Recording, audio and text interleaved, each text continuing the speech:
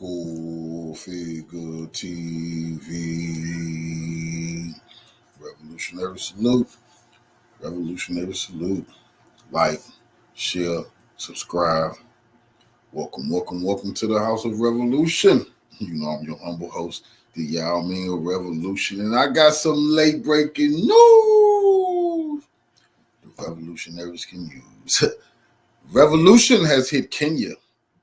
The Boule Greek freak president, he's a dictator, and people gonna have him on the run real soon. He has decided to kill 23 innocent protesters. Be sure to wipe your feet. That means hit the like button. You're in the House of Revolution. Like, share, subscribe. We got to get into this news because don't ever forget, Kenya decided to invade Haiti on behest of Joe Biden. Joe Biden just had the president of Kenya in America saying they was the number one non-NATO ally in Africa. You see, that was then. This is now. Today, there is a nation that need intervention because the president and the Boule has lost their mind and they're killing their protesters in a protest. And we start with breaking news out of Nairobi, Kenya, where ongoing protests have now inflamed further. We are learning that lawmakers in Kenya's parliament, which is on fire, have been forced to escape through an underground channel after protesters got inside the parliament. They opened fire on innocent protesters, killed 23 of them. That's disgusting. The president must step down. The people of Kenya not having it. Joe Biden, is this a democracy that you back? Where you can kill innocent people because they refuse to be taxed on behalf of the IMF? They refuse to be squeezed on behalf of America. The president was trying to tax the people, get more of their money and give it to others. They say hell no and rose up. Oh, excuse me. We got we gotta go back. Building, that is according to CNN affiliate NTV Kenya. And our CNN team on the scene reported seeing at least two bodies lying on the ground. I'm gonna show you something. Police. This divine, really. Remember, Kenya was just sending the police the same day all hell broke loose. They had to kill 23 innocent people. Their police force, 400 soldiers, 400 imperialist, bootlicking, shoe-shining, Greek freak divine house niggas was landing in Haiti on behalf of Joe Biden, and all of a sudden this happened. Now, it was such an embarrassment for Joe Biden and Kenya. How the hell can you send police to Haiti when your country is up and all hell is breaking loose? It's up in upheaval. The people demanding freedom. Fired live rounds at protesters earlier, they said. Kill their own people, police also used tear gas in a live interview with Barack Obama's half-sister, who is an activist. She was speaking to Larry Madowo. Have a listen. I'm here because look at what's happening. Young Kenyans are demonstrating for their rights. They're demonstrating with flags and banners. They beat Obama's sister, man. They don't give a damn what your name is, lady. Pay your taxes and give it up to Britain. I can't even see anymore. They're being tear gassed. They're being tear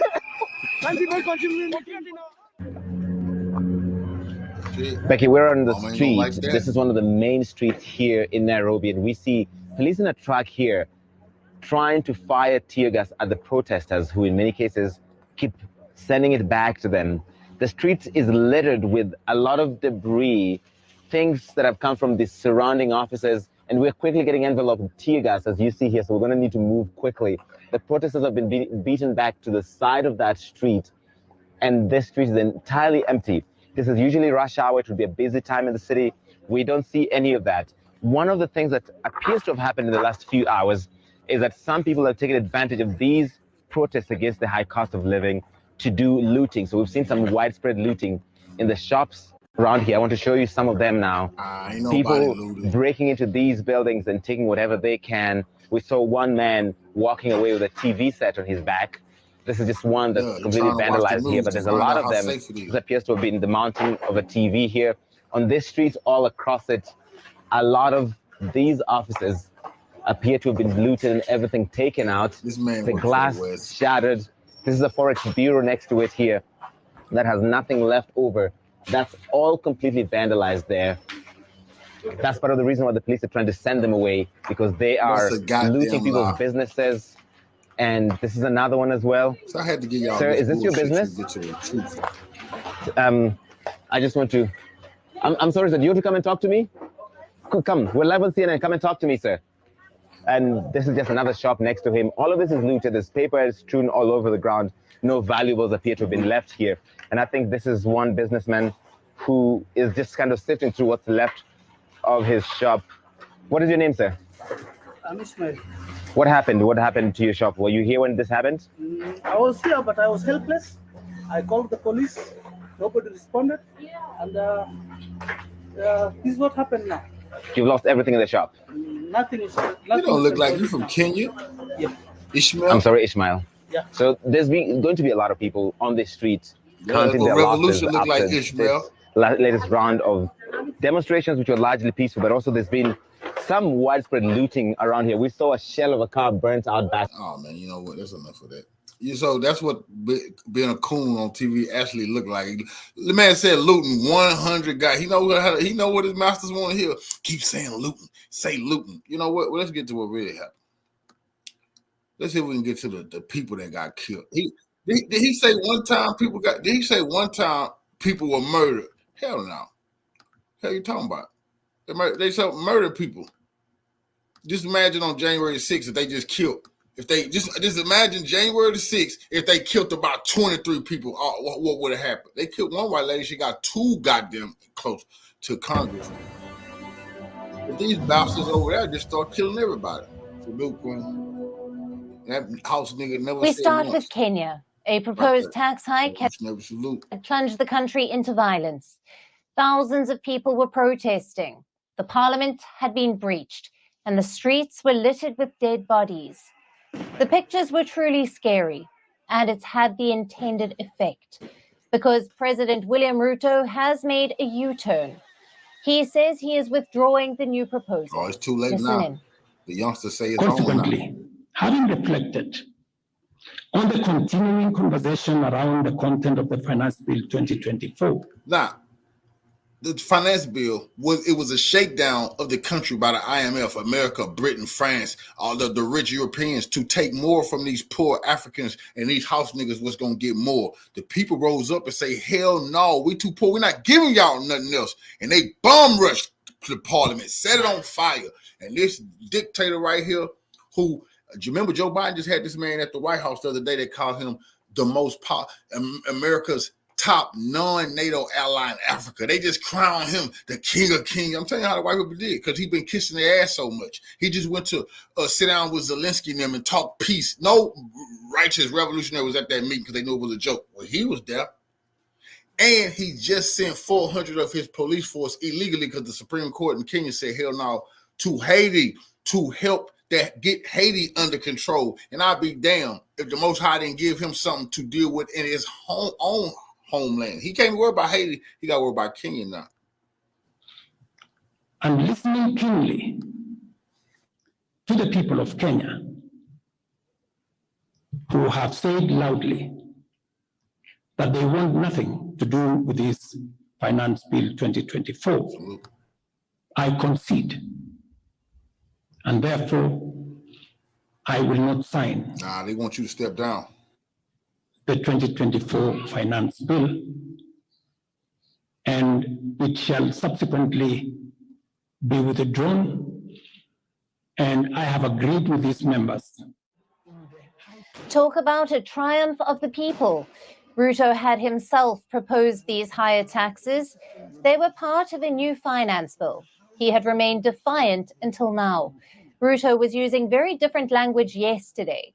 He had called the protests treasonous. He accused organized criminals of hijacking it. But now he has made a U-turn. Pissed them off more. Let me show you what happened overnight. First, the parliament was breached. Young Kenyans had promised to occupy the National Assembly. They did it. On Tuesday, they actually did it. Come on, man. They did it. They said they were going to do it, and then them young revolutionaries put their life on the line. Bodies start dropping. They still breached it. Police officers running, but they got brutal with their own people. You see, the whole world watched it. This man got to step down. This man can no longer be. He can't come to America no more. You'll walk him. You'll kill your own people in a peaceful protest. None of these people had weapons. He called the Kenyans criminals because they said they would not let him and NATO and Joe Biden rip them off any goddamn more. They tired of sitting down with Zelensky. You see, it's real revolution. People been waiting on Kenya and Nigeria to quit being bootlick and shoe shiners, and the people of Kenya is tired of it, bro. Revolution is here. There's real revolution right there, bro. It's a little bit, bro.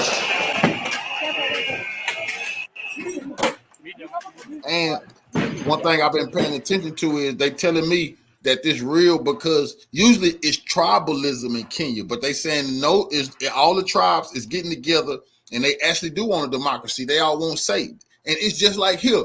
They say majority of them say one thing and then the bootlick and boule, they do another. And they say, hell no. The majority of the people is saying this and you going and do the other on behalf of the Europeans and revolution. See, this is what's going to happen in America. The people keep saying one thing and then these goddamn treasonous traitors in Congress keep doing another.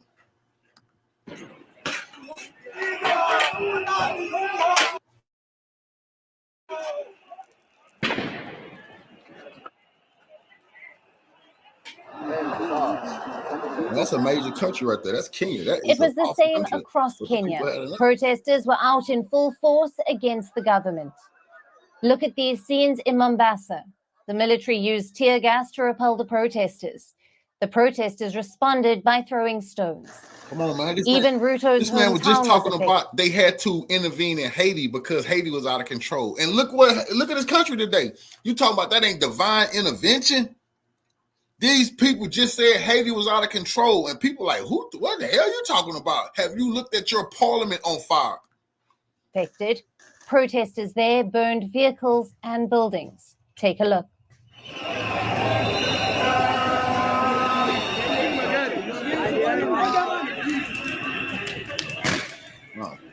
We're going to send them some weapons real soon. Watch that too. You want to be a NATO ally? Cool.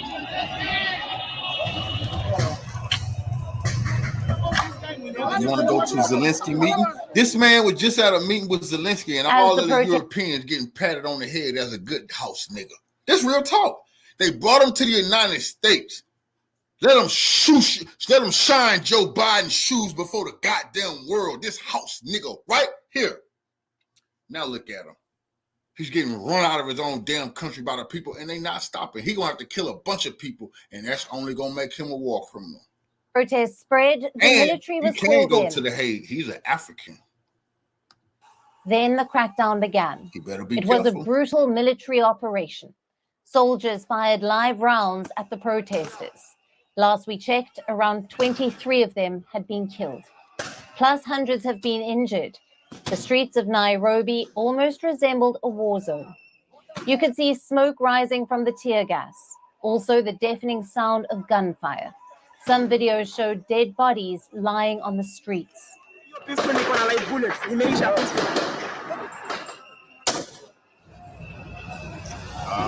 Only dictators do this.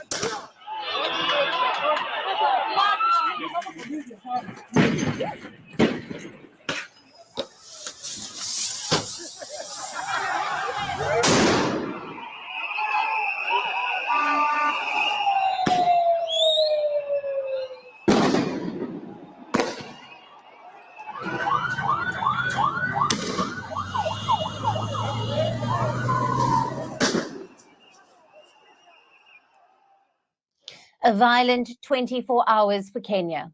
So tonight we are focusing on two questions. What led to this violence? And what happens next? The cause is a proposed tax hike. Kenya's foreign debt has increased to 70% of its GDP. The country is also getting help from the IMF. But as you know, the IMF has strict conditions. They want Ruto to increase government revenue. How? By hiking taxes. The first proposal included hikes across... And that's how you take the money from the population. That's what the IMF do all around the damn world. Except they don't get to do that in China. They don't get to do that in Russia. They don't get to do that in Iran. They don't get to do that in Venezuela. They don't get to do that in Syria. They don't get to do that in North Korea. Everybody else on this planet is getting shook down. That's the fucking truth. That's why these kids rising up. And how do the IMF steal from the people? They give the money to the leaders. Then the leaders force the people to pay more for everything, high taxes on every goddamn thing. That's how you take the wealth from the population. The people ain't going for it. across the board, even for things like fuel, diapers, and bread. But when people started protesting, some of those proposals were dropped. Yet the protests continued. Kenya is already struggling with a cost of living crisis. Their inflation is around 12.2%. So these tax hikes would have made things worse. Hence the protests. Most of these demonstrators were young Kenyans. They organized on social media, even live streamed their protests and rallies. At first, Ruto said he was proud of them. But after Tuesday's violence, he had sharpened his tone. He said criminal gangs had hijacked the protests. I am very proud of our young people. They have stepped forward tribeless. They have stepped forward peaceful. And I want to tell them we are going to engage them. An otherwise legitimate expression of the fundamental rights and freedoms of assembly, demonstration, picketing, and petitioning of public authorities by a section of law-abiding citizens of the Republic of Kenya was infiltrated and hijacked by a group of organized criminals. Which brings us to the second question. What happens next? Well, the violence has largely ended. The military has been deployed across the capital. They are standing guard outside the parliament. Now that Ruto has withdrawn the bill, things should be peaceful. It's a relief for the whole region. You see, Kenya is located in a politically volatile part of Africa, the continent's eastern part. You have Somalia, Uganda, South Sudan, and Ethiopia, countries that face immense political turmoil. But Kenya has been different. It has been the beacon of stability in East Africa. Kenya makes up 40% of the region's GDP. It's like the gateway to Africa. The port of Mombasa, for example, is among the biggest in Africa.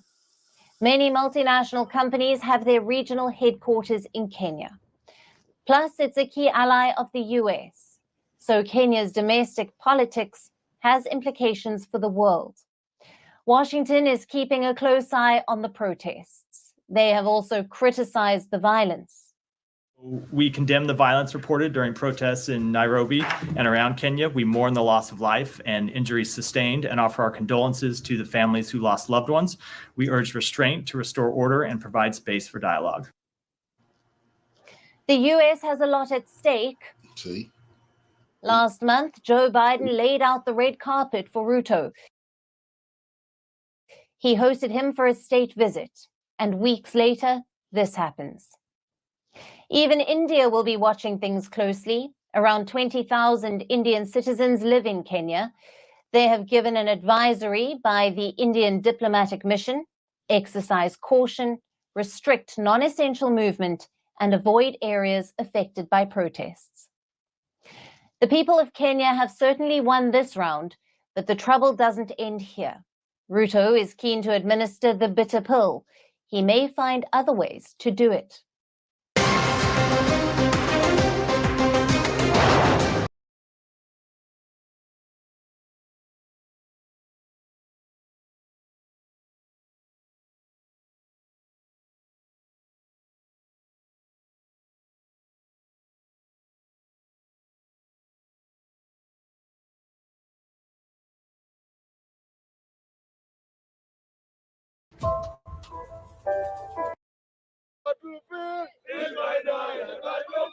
Tell my mom I did my best. Tell my mom I did my best. If I die in the battlefield. If I die in the battlefield. Tell my mom I did my best. Tell my mom I did my best.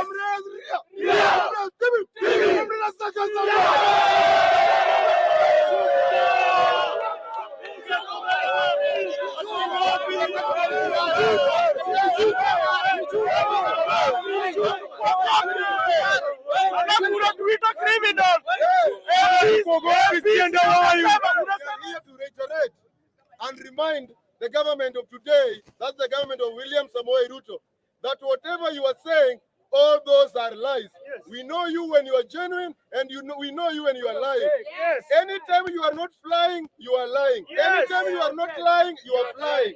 Comrades, power. Number one, we want to say that whatever the president is saying, that is not going to put a signature on the finance bill. That is, you are trying to prove to Kenyans how foolish you think they are. We know very well that this bill... Hold on. Revolutionary salute to our Pedro Bosco for the donation to the war chest. Revolution is a real life, and I definitely appreciate the love, family, revolutionary salute. Went through the parliament, and the demonstration did not only happen yesterday. This is something that began from last week. So today, you are saying that you are not going to sign something that was passed by the parliament, meaning that after 21 days from yesterday, it's going to be a law in Kenya. Congress power. We reminded the people of Kenya that whoever the government is dealing with, we are not in compoops. We never suffered from leaders' xenophobia. Communist power. Leaders' xenophobia is the fear of going to school. Communist power. All of us went to school and we understand our constitution. Communist power. Therefore, the government should not tell us that they are not going to sign the finance bill, which has already been passed by the parliament. Communist power. Number two, we were expecting William Samoei Ruto to address the commerce of this great republic on the university fee. People like some of us here did a degree course which costed 40,000 a year. Right now, the degree course is costing over 100,000 in Kenya. Communist reject. Businesses. Therefore, you cannot come and tell us that you are not going to sign what was passed through the parliament. We are telling you, William Samoei Ruto, if you want this country to look like a country that was never colonized, please play with education. Lower the cost of education so that those who did degree can produce to masters, can proceed to PhDs, and even us, our siblings, can go to the university. Communist power. Number two is about jobs. How comes? It's so foolish. It's so absurd. It's so obnoxious. It's barbaric. It's locomodan. And sinoricomas. To say that one day you were in the forefront fighting for Kenyans to go in Saudi Arabia. Communist power. Now, let me tell you, Mr. President, here, I was the president of Meru University Student Association. And all of you know of a lady who was stuck in Saudi Arabia. She was a Kalenjin. We fought for this lady until right now this lady is in Kenya. By the time we were trying to reach the government of this country, they never paid attention. This lady was malnourished. This lady, up to date, there is no single day the status of Kenya has ever helped this lady, except for the few well-wishers. Now here comes the president telling us that he was in the forefront, ensuring that Kenyans are getting jobs in the Middle East. Nonsense. This was your own and you never responded. Stop lying to us, Wana. You are leaders and we are still leaders. In fact, we are formless. We don't have a leader of Gen Z. But we just have, in fact, we don't even have the representatives. Mr. President, another thing I want to address you on is on the corruption. The other day we say, for you to move from Mombasa to Busia, there are over 20 roadblocks. Every roadblock, a police officer is taking something from you. And at the same time, when you go to the shop, again, you are being taxed. Mr. President, stop the corruption in this country.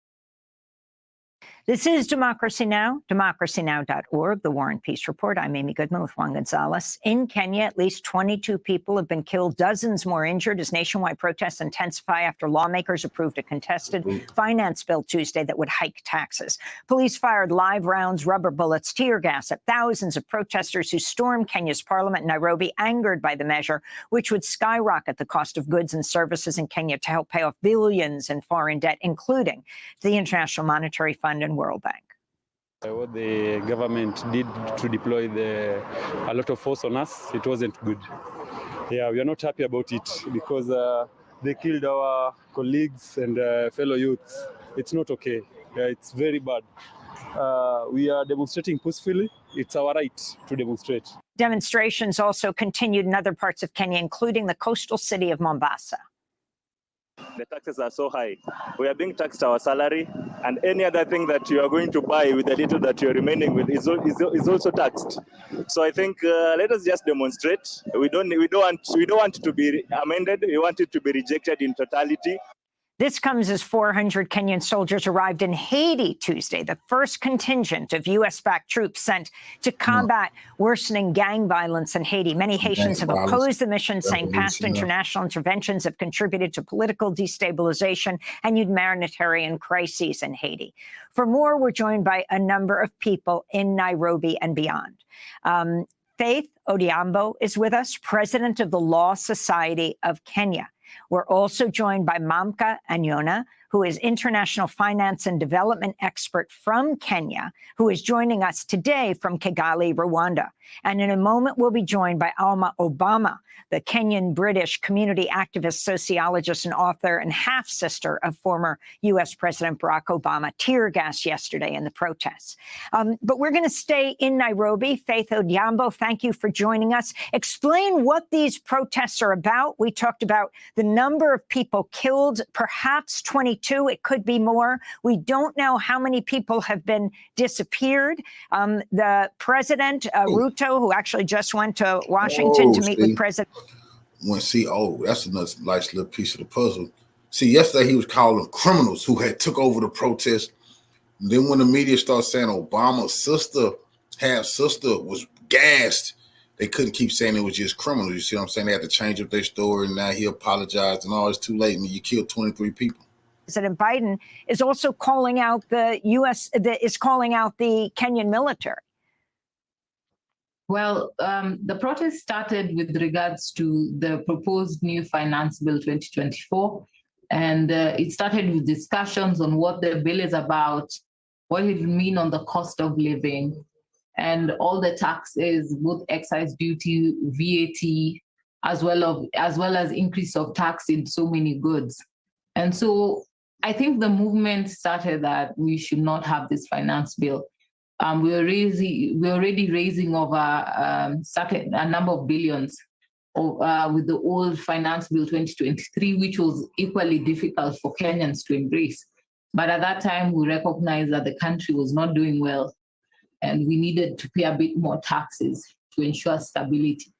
But this new bill is quite heavy on the people, to raise an extra 302 billion, which would mean those who even in Kenya now, we have people who live in a dollar in 2 or 3 days. So it means that certain people are going hungry, and there's no much substantial amount going into budgets, going into the budget, going into education, going into development of industry.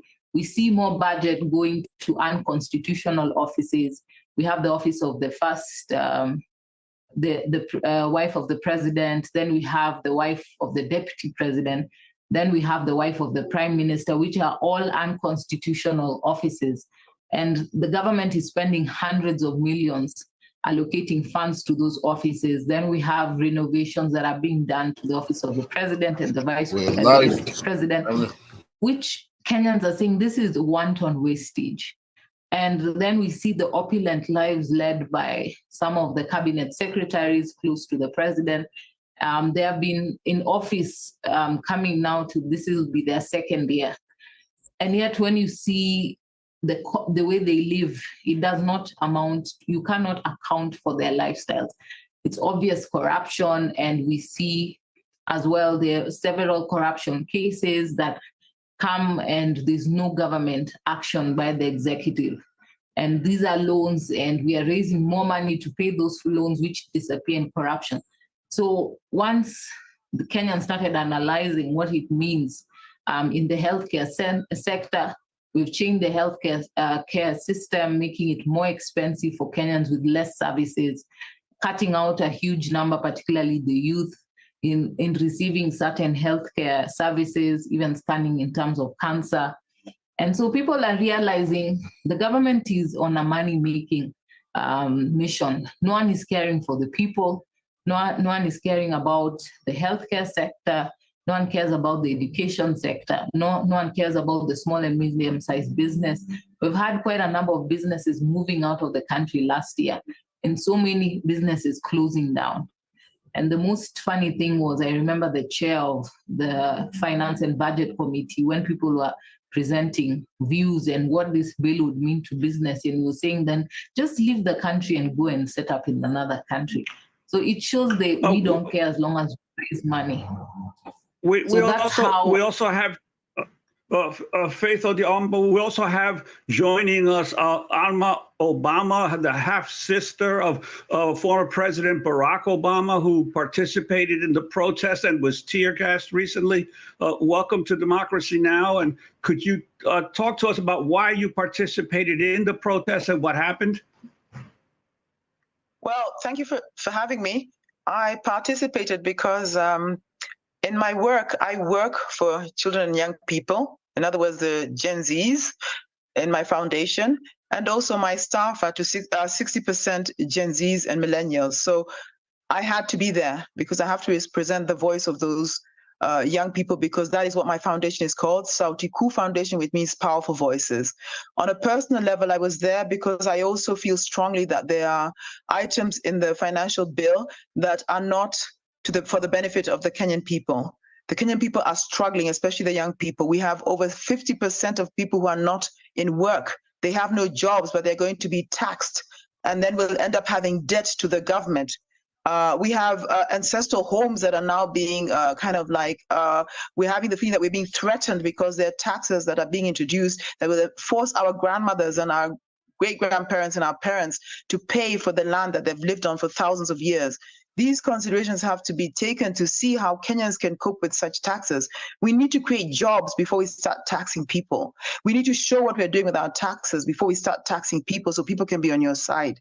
You have to listen to the people, and especially the young people, because it is their future, and they're seeing the mess we're making of this future. And that's why I'm there. I was there as what I'm calling a Gen Wazee, because Wazee means old people in Kiswahili. We are the generation of old people who made that mess. And if we need to fix it, we need to have the young people on board, and that is why I was there. And the fact that I was tear gas was just a side, effect. It's what they're going through daily. They're being directly targeted with water, with tear gas, with live bullets, with rubber bullets. They've been killed walking the streets for us, in order for our country to be a better country. So, to be honest, I could not have not been there, to answer your question. And Alma Obama, can you talk about the IMF pressuring the Kenyan government to enact these so-called fiscal reforms? Talk about the debt and what should happen to it in Kenya, why it's even called a debt. I think the debt is irresponsible, and it's a pattern that is continued again and again on our continent in the different countries. Why would you give somebody who has no way to pay you back a loan? None of us would do it if we have, if we're thinking sensibly. We're running our countries on debt. We're running our countries knowing. Oh, but they can pay it back. You got plenty of resources. That's when they start seizing their land and oil reserves and mineral rights and all that type of shit. That's when the IMF come in and seize it. Full well that our communities, our people do not have the financial power to have enough money to put into our coffers to pay off that debt. So why would we get indebted? Why are we such an expensive country to run when the majority of people are so poor? That's the question that we need to ask. That's the question. They just told you Kenya was the economic powerhouse in East Africa. All that shit they just told you was a beacon for other African nations and all that. Well, how can they pay their debts? Why can't they pay their debts? Because it's not meant. They're not meant to be able to pay their debts. They're meant to stay in poverty. And when they say is that they're economic powerhouse, they're not talking about the actual country. They're talking about the businesses, the European businesses that then came in, the Indian businesses that then came in and bought everything up. No, they count that as being economic powerhouse. Other people who then came in and reaping the benefits. Question our people who loan us money should be asking themselves. We are not a viable society as yet to have such big debts. And this is what the young people are asking. They're not stupid. They can do the maths, and they're asking, why would we have such a high debt when we don't have good health care, when we don't have quality education, when we don't have roofs over our heads? It doesn't add up. And this is the question being asked and the question everybody's asking. So our leaders need to be more responsible. Our leaders must learn to say no, as the young people are saying no. The thing about this demonstration, the thing about this protest is not to threaten the leaders. The young people do not want to lead. They do not want our leaders to actually even leave. Now they want them to leave because they are fed up. But in reality, what they want is our leaders to be responsible leaders that are thinking of the benefits for the Kenyans. They must work for us because we put them there. We employ them. And that is where humility is needed on the part of the leaders to say, let me talk with my young employers. Let me talk with the people who put me here and ask them what it is that they need. And they can do the maths. Do not indebt us and then expect us to pay back a debt that you have created without putting us at the table to be part of the decision-making process. That is what the young people are saying. We just have 30 seconds. Of course, you have close connections to the United States. Your half-brother, President Obama. Ruto, the president of Kenya, just in Washington, getting tremendous support from President Biden. What do you want the U.S. government to say right now? I'm sorry, I can't speak for that. And just to make it clear, my brother is not my half-brother, he's just my brother. We don't do halves in Kenya. I can't speak for the U.S. politics. I can only talk for the young people here and what's happening in my country. I'm so sorry. On that level, I'm really not political. I just can talk about what's going on in Kenya. Well, I think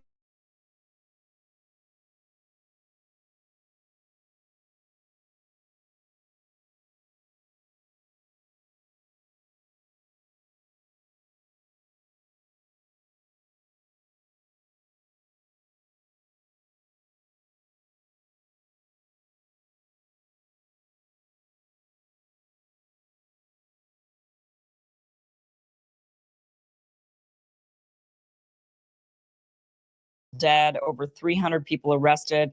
They're protesting against the government's new tax measures and the rising cost of living. Look at all of these riots that are going down. We're going to explain exactly what is going on here in Kenya. People are saying that this is because of a globalist IMF agenda. What are they talking about exactly? Well, what's gone on is every year Kenya passes a fiscal budget, just like we do here in the United States. Their budget, they pass it, it goes from July to July. So it would go into effect this coming July. It would expire July of 2025. This time, the budget includes new taxes on the people to generate $2.7 billion. Why do they need to generate $2.7 billion? Because Kenya owes the IMF just over $3 billion. Back in 2010, Kenya took out a loan. Well, it was a Euro bond. They got a $2 billion Euro bond from the IMF, and it had a 10-year maturity. Well, that was in 2014. It's 2024, so it's mature. They got to pay it back. They can't pay it back. Kenya got hit, like all of us, with the pandemic. So, back when they were issued, when this Euro bond was issued, the economy looked to be on the up. The world was looking to be on the up. So everybody thought, oh, yeah, it'll be fine in 10 years. Well, nobody foresaw the pandemic. Then what hit Kenya was the war in Ukraine. That has also hit them. Then there were 2 droughts. So they have been dealing with economic blow after economic blow after economic blow, and they're not in a position to pay this money back. So they went to the IMF and they basically said, we can't pay you back. And the IMF, and they said, and not only that, but we're really suffering and we kind of need more money, actually. And the IMF said, all right, we'll give you about $1 billion more. But the IMF gives that money with some stipulations. They've got measures that they want Kenya to take, policies. Now, imagine if your bank gives you a loan and they said, look, not only do you need to pay us back, but we're going to tell you what you need to do to make lifestyle changes in your home. We're going to tell you how to govern and manage your money in your house. We're going to get in there into your books. We want to see who else you've got loans from. We want to see how you're spending your money. We're going to tell you exactly how to budget, how much to spend on groceries, how much to spend on cars, could you imagine if the bank actually did that to you? Well, that is what the IMF has started to do to Kenya. They basically went in there with their policies and they said, here is our list of policy demands that you need to do in order to get this money and then begin paying us back.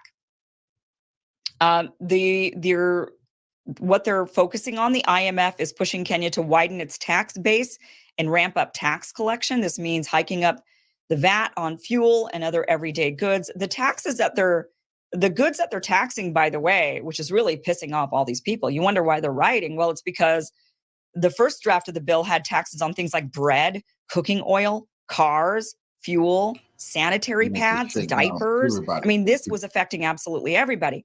And because 1/3 of the population in Kenya is in poverty, this really would affect them if they are having to pay taxes, increased taxes on things like bread and diapers. I mean, just everyday things. This wasn't targeting the rich. This was targeting absolutely everybody, particularly the poor, if you really think about it. The IMF demanded that Kenya scrap subsidies, especially on fuel, to cut government spending. The IMF is forcing Kenya to slash public sector jobs.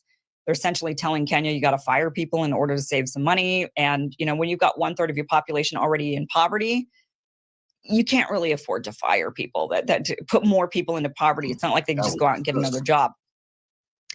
Now, they also wanted them to, you know, so the IMF has all these measures that they want. They want a lot of transparency into their finances as well. They want to see how much money. The point is, the leaders, all of the leaders in Kenya said, okay, got they cut of the pie. See, they was getting bribed.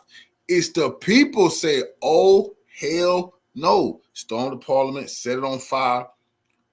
The dictator, the Boule house nigga Rudo, killed 23 protesters.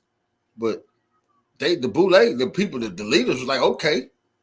So they didn't mind taxes on bread and butter and milk and diapers and baby formula. They didn't give a damn.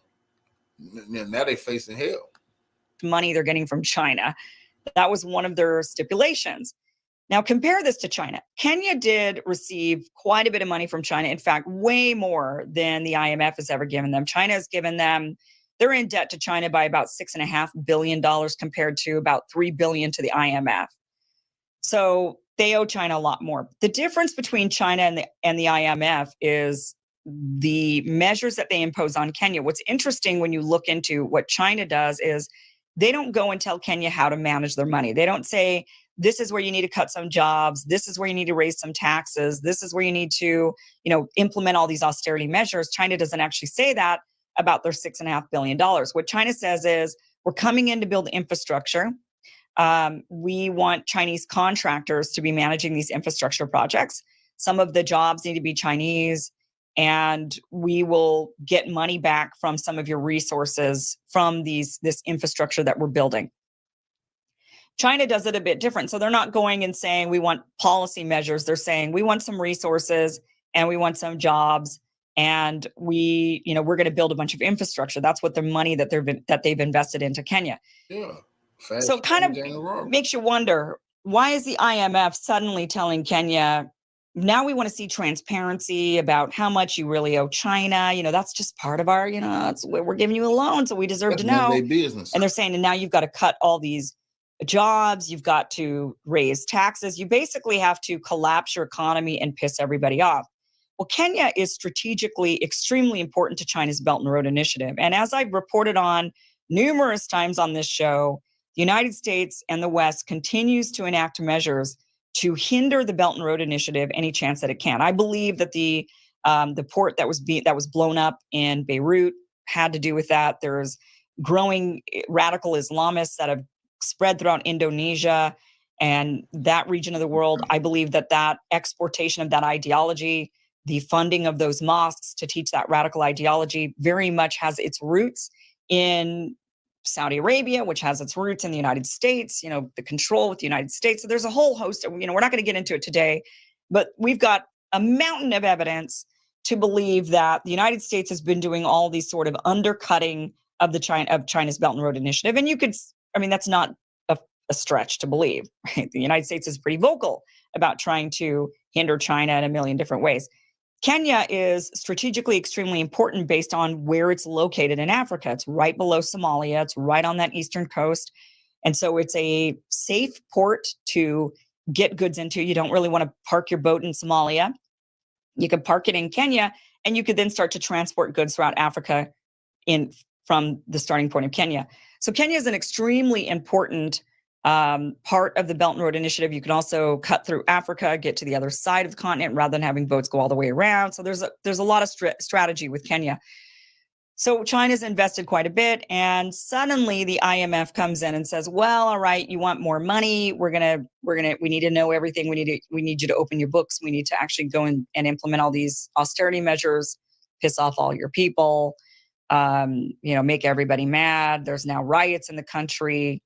And on top of this, this is shortly after Joe Biden named Kenya as one of the a non-NATO, one of the major non-NATO ally, saying Kenya is our major non-NATO ally.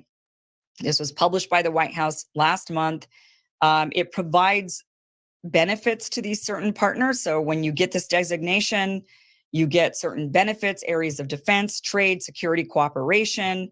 This, of course, comes on the heels of the West asking Kenya to provide troops to go over to Haiti and to squash the issues that are going on in Haiti. Kenyan troops are known for being quite intense and brutal, which we're seeing against these protesters right now. The protests started off pretty mild and peaceful. In fact, there were many of the chants in the protests where they were saying, we are peaceful protesters, we are peaceful, we are peaceful.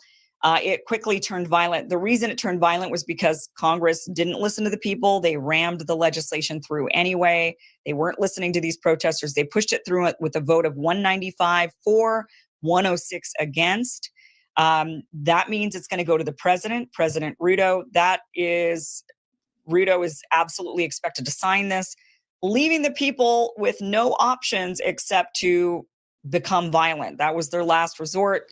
They stormed Parliament. Okay, revolutionary salute to Nina for the donation to the war chest. Revolution is real life. I definitely appreciate the love, Queen. Salute.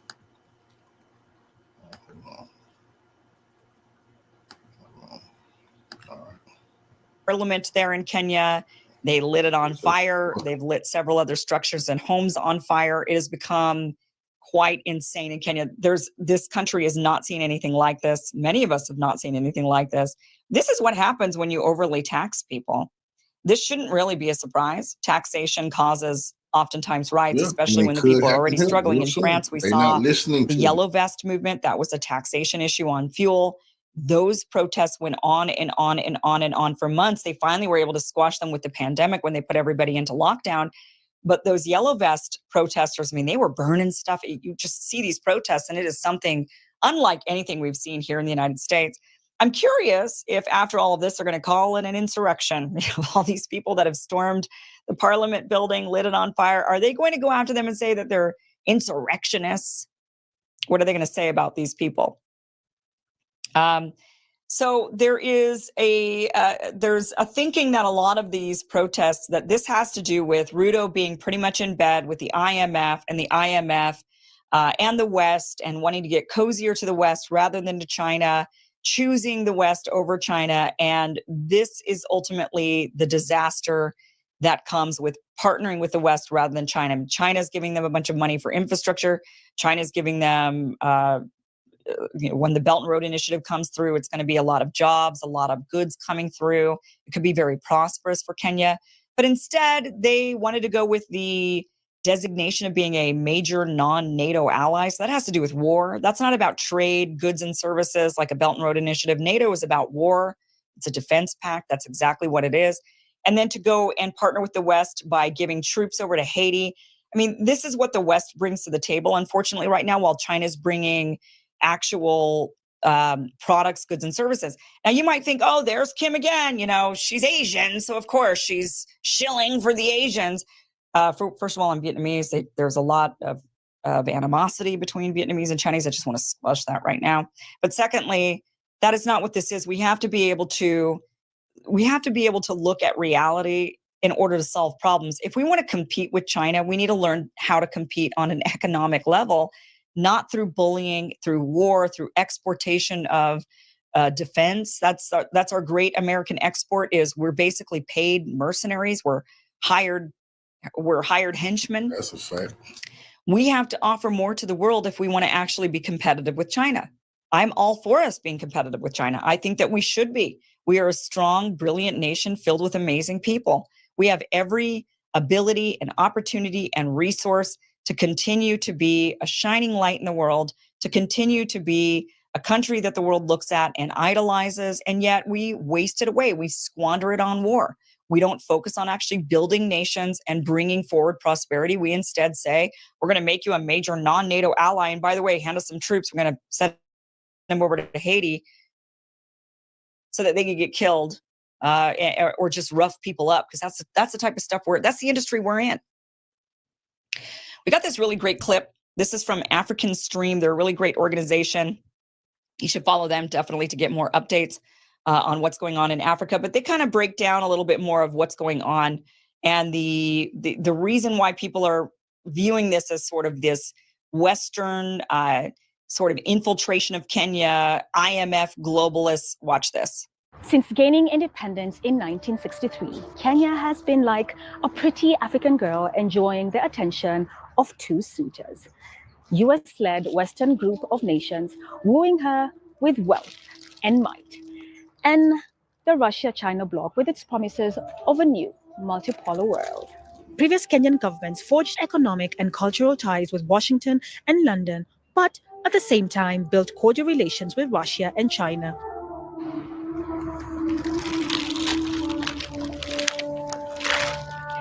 President William Ruto's decision to have Kenya side with the US as a non-NATO ally marks a significant shift away from the country's previous non-alignment policy.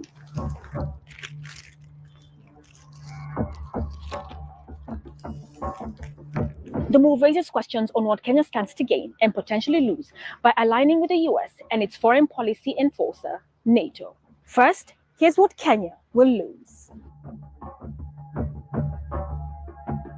The BRICS trade alliance in major developing economies looks set to become even more dominant, with numerous countries desperate to be let in. But Kenya will miss out by opting for the empire of sanctions and tariffs. In the long term, BRICS is the place to be if you're looking for cheap oil and gas to run your country. BRICS now accounts for 32% of the world's natural gas output and 43% of crude oil. With future expansion, BRICS hopes to transform global energy markets by introducing a non-dollar currency for trade settlements. And don't forget all the juicy trade and infrastructure deals members will benefit from.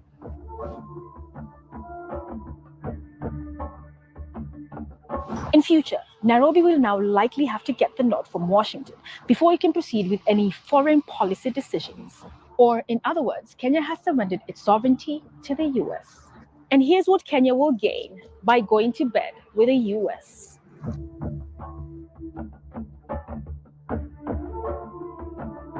Nairobi will get some of the $200 million funds pledged by Washington for the deployment of 1,000 Kenyan police officers to Haiti to restore order to the troubled island nation. Kenyans and Haitians largely don't support this mission, and it's hard to see how Kenya will pacify Haiti when it's got its own bandit problems at home.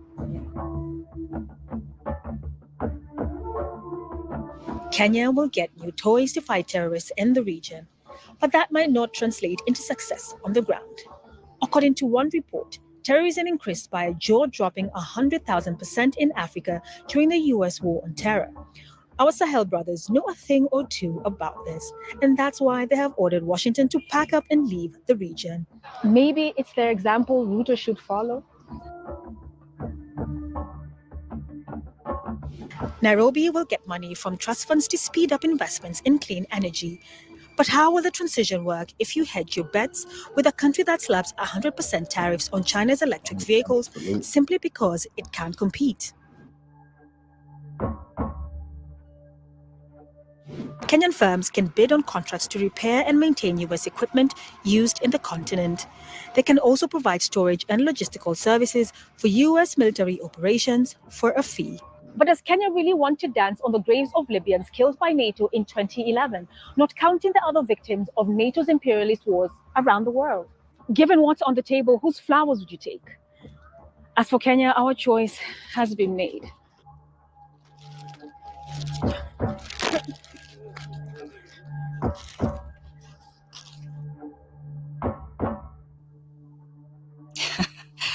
That kind of gives you a breakdown of the squabble between, or the courting, I would say, from China and the West, and which side Kenya is taking on this one. I want to going back to the actual bill that is causing the rioting at this point, I want to go back to that. This is Steve Mbogo. He is a businessman and politician in Kenya. He says the finance bill 2024 drafted by the IMF and World Bank confirms the bigger globalist agenda of crippling our economy through punitive tax measures and proposals. Kenya has been held hostage. Here he is explaining. But the people rose up. Now, when you look at this finance bill, it is very punitive. Rumor has it, and these are sentiments being said by even ministers, that today our entire economy, including the finance bill proposal and our budgets, are drafted by IMF and World Bank. So is the country at hostage? These are the discussions we need to have. Because you cannot tell me we are reaching a level where the finance bill proposes inclusion of levies on raw materials. You see, a GDP of a country is grown by value addition to products over a given period of time. Now, numbers do not lie. Look at Kenya today. In Kenya today, we are number 5 from number 1. Rwanda is leading number 1 with a GDP of 6.2%. Number 2 is Tanzania, with not actually Tanzania. Number 2 is Uganda with 5.5%, tying with South Sudan at 5.5%. Tanzania is number 4 at 5.2%. Kenya, we are at 5.0, 5.1. So where did we go wrong?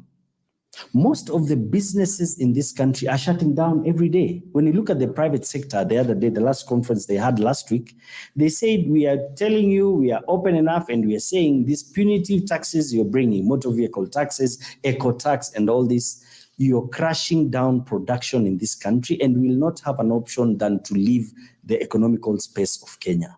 So to me, from where I sit, this is a bigger global agenda by the globalists who are controlling this country. Because you cannot tell me we are getting all this funding. Look at our expenditure. In every 100 shillings the government makes, every 100 shillings the government of Kenya makes, today 78 to 80 shillings goes to payment of debt. We are left with only 20 shillings. We've not put 35 shillings for the county. We've not put 30 shillings for OPEC. We've not put another 50 shillings for remuneration and salaries. So we are living in debt. We've become a begging country. And if you go out here, every Kenyan is begging. Everyone is begging. If you're not begging for money, you're begging to be listened. You're even begging to be loved. That is Kenya for you today. So we are in a crisis and we need to discuss these issues from a sober point of view. Right. It is either now or never. We need to know, is our country held hostage so that we find ways of getting ourselves out of this hole? Okay. Yes.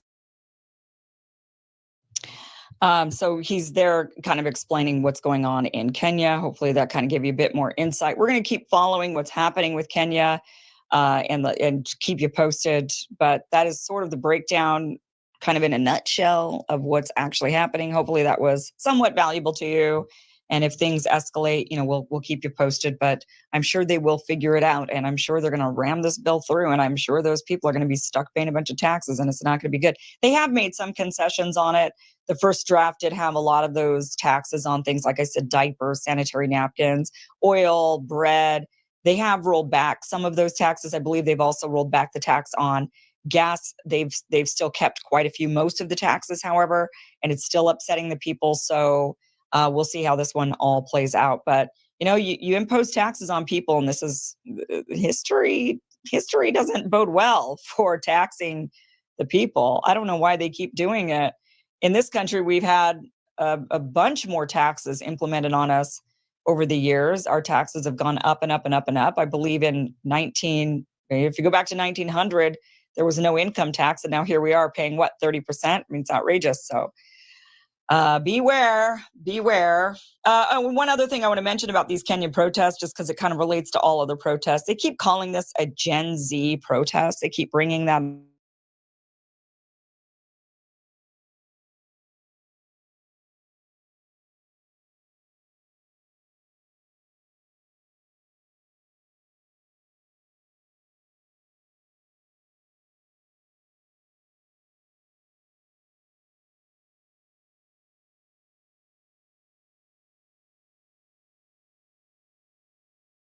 we can go ahead and start running some of this footage. This is C1. This is troops arriving in Port-au-Prince, Kenyan troops arriving in Port-au-Prince yesterday. This block is called Haiti on the screen. It could also be called Kenya, though, Ryan, because this was unfolding. It should be called America, though, right? This was unfolding as just, we could literally put it on a split screen with what was happening in Nairobi yesterday, which was just a demonstration that, as of right now, according to the Human Rights Commission of Kenya, left 22 people dead. A section of their parliament, as the BBC reported, quote, went up in flames as demonstrations against a new tax proposal escalated. I'll keep reading from this BBC report. They said protests against an unpopular finance bill, which included several tax rises, have been going for days, but they escalated on Tuesday as MPs passed an amended bill. Protesters broke into parliament, vandalizing the interior and setting parts of the complex on fire. The ceremonial mace, symbolizing the authority of the legislature, was stolen. Police opened fire with live ammunition, killing at least 5 people, according to the Kenya Medical Association. This is a quote from 24-year-old named Derek, who told the BBC, there are some things that are hard to understand, like how can you impose a 16% tax on bread? How can you tax sanitary pads? That was a reference to proposals that were in the original bill that fueled some of these protests. We should, of course, note that this is the troops that landed in Port-au-Prince yesterday, the Kenyan troops that landed in Port-au-Prince yesterday. It's absolutely part of a U.S.-backed scheme to basically, I mean, we don't know how it's going to end. We can probably guess how it's going to end, but to engineer the preferred outcome of the United States in Haiti. And it comes as a pretty important time in Africa for the United States. They just gave them what the first sub-Saharan African country, Biden, did. He designated them a major non-NATO ally right around the same time that these negotiations over Haiti are happening. We can put that up. I think that's C5. Sorry to jump around on you, but you can put up C5 there. It all goes together. Yes. And that's one of the important things here. Yes. And so William Ruto, one of the things that the U.S. Dangles in front of foreign leaders in exchange for things that they want is a trip to Washington. And William Ruto accepted that trip to Washington. He was here very recently. One of the things that they announced was that they're going to name Kenya as this major non-NATO ally. They announced some debt forgiveness and some other schemes that are supposed to make Kenyan leaders happy. Coincidentally, William Ruto is one of the first people, if not the first people ever charged by the International Criminal Court for war crimes, for a slaughter that he was allegedly heavily involved in. They eventually dropped those charges, and now he's president of Kenya. Kenya has also been doing all sorts of very weird pro-US stuff. Weird in the sense that it doesn't fit with kind of what the politics of the region might indicate. They're the only country there that joined our kind of anti-Houthi coalition. Right. And you'll often see, if you look at that giant UN billboard, when let's say there's an Israel-Palestine vote and the entire world is voting one way, and there's like countries you've never heard of that are like Pacific Islands, and the US are voting the other way, Kenya will be there with them too. Yeah. Like, what the heck's going on here with Kenya? You can also, if you want to go down a rabbit hole, go check out Kenya's election, in which Ruto won in a very, very scandal-plagued election by like 0.1% or something, with all sorts of anomalies and all sorts of allegations that it was rigged, and that the U.S.'s preferred candidate, Ruto, came out on top despite not having actual majority support. And fast forward, U.S. wants international troops to go into Haiti. The U.S. feels like, we can't. We've sent in the Marines too many times into Haiti. And we've sent the UN too many times into Haiti. Right. And what's it feels racist. It's like, well, we need some African troops to like do this invasion for us. Who can help us out? Oh, we've been doing a lot of favors for Kenya. Kenya will do this. It's very unpopular in Kenya. This invasion is extremely unpopular. They had to pay the Kenyan troops, I think, Supreme Court, it's reported they're getting paid an extra $1,500 a month on top of their salaries. Oh, that's right. I forgot. Which is which is only further fueling resentment in Haiti, because Haitian police officers aren't even getting paid. Right. Like they haven't been paid in months at best. Yeah. And they're like, wait a minute, but you're paying them 15, the average, Haitian police officer makes a tiny fraction of that. Mm-hmm. And, there are reports that the base that the U.S. built for these Kenyans isn't really ready yet. And then the question is, what on earth are they going to do?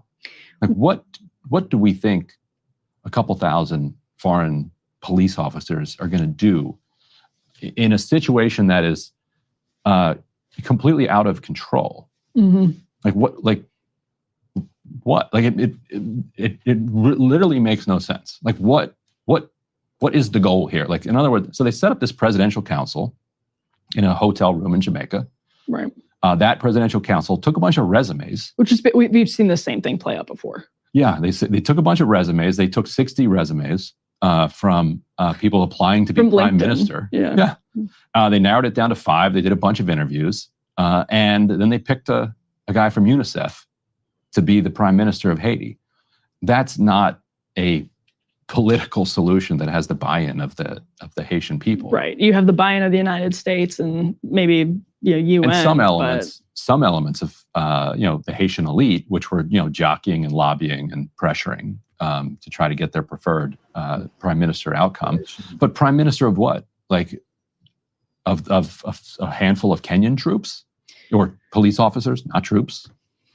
So, and this is also in the context of, some people describe it as a kind of second scramble for Africa. Russia and some sort of radical Islamic efforts to capture different countries. The United States is trying to keep some of that at bay, is trying to maintain its power with China as well. And so that's where you see Kenya becoming especially important to the United States. Kenya is in a lot of debt. They have to pay, like us, a lot of interest on their debt. That's where... Unlike us, they can't just have the Federal Reserve handle that. Right. Yeah. And so that's where the sort of financial squeeze push people into the streets. Let's actually roll C2, because Barack Obama's half-sister was on CNN, was being tear-gassed on CNN, reportedly. Let's roll this footage, C2. Come speak to us. Live on CNN. Why are you here today? I'm here because look at what's happening. Young Kenyans are demonstrating for their rights. They're demonstrating with flags and banners. I can't even see anymore. They're being tear-gassed. They're being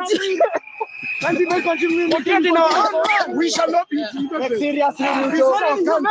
This is our nation. We have to repeat this nation. So that sign, if you were watching, it said colonialism never ended. One of the fellow protesters with Alma Obama had a sign that said colonialism never ended.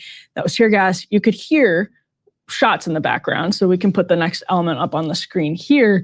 That's because, they were fired. Their protesters were being fired on in the streets. Obviously, we mentioned earlier that part of the parliament went up in flames yesterday as well. This is from the Associated Press, quote, "The finance bill was meant to raise or introduce taxes or fees on a range of daily items and services, including internet data, fuel, bank transfers, and diapers. Some measures were stripped as anger grew." And it's all part of the Kenyan government's efforts to raise an extra $2.7 billion in domestic revenue. Obviously then, sending well-paid troops to Haiti, not going to be popular either. I'm assuming, and actually I think the U.S. did pay for that operation. Yeah, the U.S. is paying for it in lots of different ways. Right. Yes. And meanwhile, some people watching might say, well, what do you want to do in Haiti? Well, not that. Like, that's not like, just because you don't have any other ideas is not an argument for sending an international, like, invasionary force in to try to occupy Haiti. Like, there are Haitian political elements that are trying to work toward some type of solution. And if the kind of United Nations want to support that, they can do that with support for Haitian farmers, Haitian merchants, Haitian businesses, Haitian organizations that are trying to come together, and you can help import the things that they need to get off the ground. But just coming in with more guns and putting Kenyan troops in a base is kind of suppressing whatever political reckoning and political dialogue needs to happen to eventually get somewhere. Mm-hmm. Yeah, we've tried it a million times. We've been trying. We have been trying to impose some type of situation on Haiti for 200 years. Well,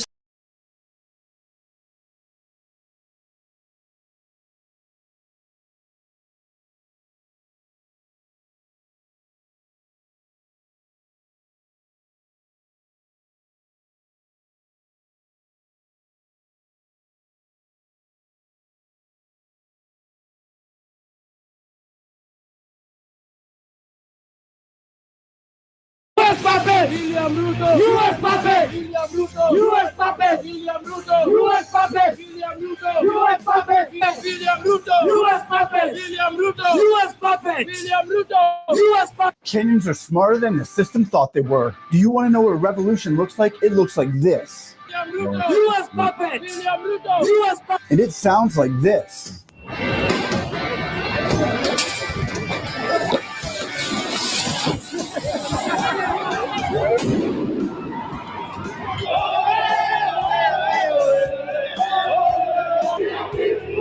The smell of concussion grenades and smoke bombs are the smell of freedom. The smell of freedom and the sting of tear gas and the pain of rubber bullets is how the future gets paid for when you're fighting against a regime that has their hand in your pocket but can't take your heart. So yeah, the bullet's not too bad. A little bit of ice can take care of that. But the heart remains steadfast in all of this. To God be the glory. This is not a passing phase in Africa. This is not a fuzzy feel-good-for-the-moment trend that the puppet masters were saying it was. This is a revolution that will be told to the grandchildren of Africans around the world as their children and their children's children reap the fruits and struggles of their labors. Wake up, world. There's a new sheriff on earth, and nothing's going to stop it. Unless, of course, they decide to ban 90% of the media, but that would wreak havoc on the marketing revenue that could be gained as the world wants the truth of the global events as raw and unfiltered as they can get it, because the mainstream media is noticing people are actually pretty smart, and they can handle the truth and deal with it accordingly. And Kenyans, all you Kenyans out there right now, all you Kenyans, I take my hat off to you, and I salute the bravery and the courage and the tenacity and audacity to stand up and call it like you see it.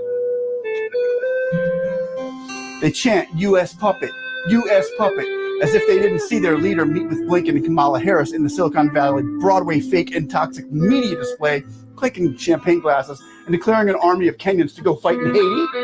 Really? Of course that takes money from the people's pockets, and they ain't gonna have it no more. Game over, Western influence. You've lost and you know it. US puppet! US puppet! US puppet! US puppet! US puppet!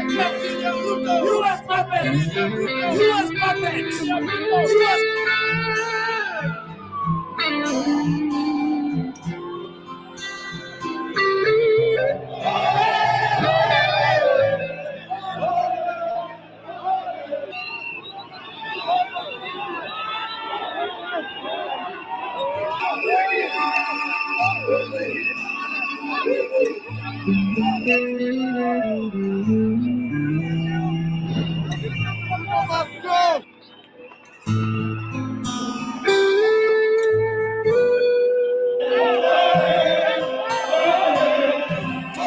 We had decided to host a peaceful demonstration, but there are those goons and perpetrators who have been sent here to come and make sure that our demonstrations are being wrecked, okay? Yes. So, and we know those people who have sent them, and we are not going to fear anything. Yes. And I want to say this without any fear of contradiction. You guys are the ones who voted yes in the parliament. But today, we as youths in Bungoma, Webuye constituency, we are saying no to you guys. And from today henceforth, we don't recognize you guys as our leaders.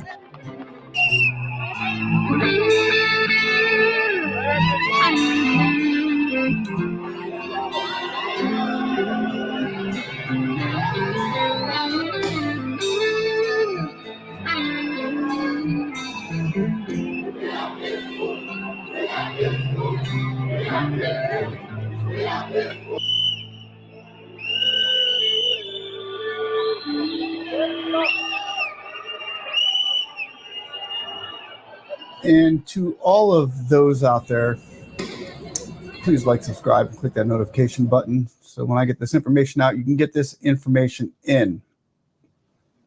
What we're witnessing is a revolution, ladies and gentlemen. This is the revolution in Kenya. Basically, it's around Africa. It's a whole revolution that's been going on for the last year and a half, maybe 2 years, in full steam. It didn't stop with today. For any of those Americans or anybody else out there who believes in America being the land of the free, the home of the brave, and you don't think you like what you see, shame on you. If you remember correctly, the American Revolution, let me focus that right. If the American Revolution was the protest on the British Parliament's tax on tea, no taxation without representation. The demonstrators boarded the ships and threw the chests of tea into the Boston Harbor.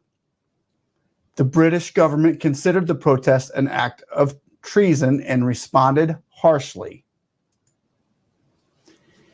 That Boston Tea Party in 1773 led to the coercive acts in 1774 and the Revolution War in 1775.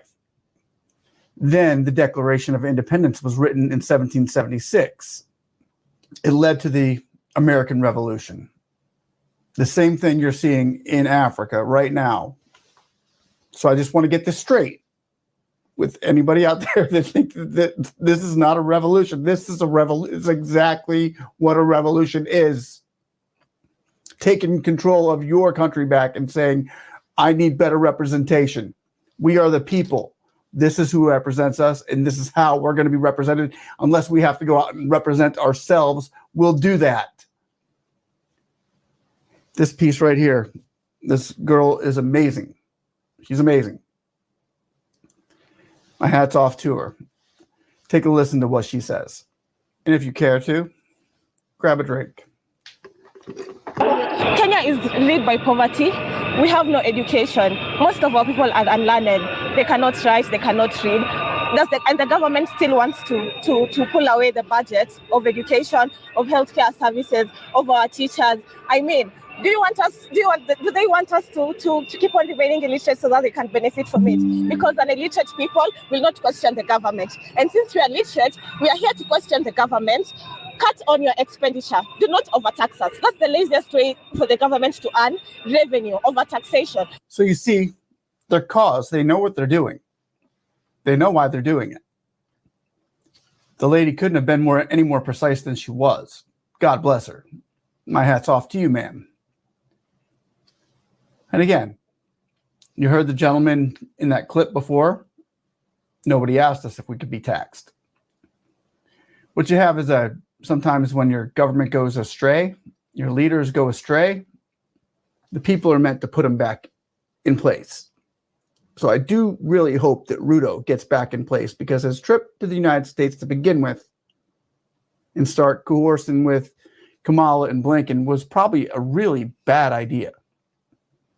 Seeing in the time that Africa is in right now, getting its feet stable, sturdy back on the solid ground of independence. House nigga. Listen to this gentleman here. Scratch everything. Isikuwa ati unatoa, you are removing bits from the bill, ati ndo tuipitishe. No, scrap the entire thing, tuanze from scratch. Scratch the entire thing. Let's try again. We are not going to sit at home so that they are going to pass another finance bill without our approval. We are going to add our voice to this, and we need them to understand that we are not okaying what they want to force on us. You see, what he's saying is they're just not going to sit there and let you do whatever you guys want to do anymore. That sounds pretty dang good. That sounds like democracy. That sounds like freedom. That sounds like the people have a choice and a say-so and where their money goes. Wish I could say as much for the United States as far as us being in wars we don't even want to be in, but our government just went out and did it anyway, even though we know there are a lot of things going on behind the scenes that they probably started it. Just my opinion. let me know yours down below. Not only let me know yours, but if you would please,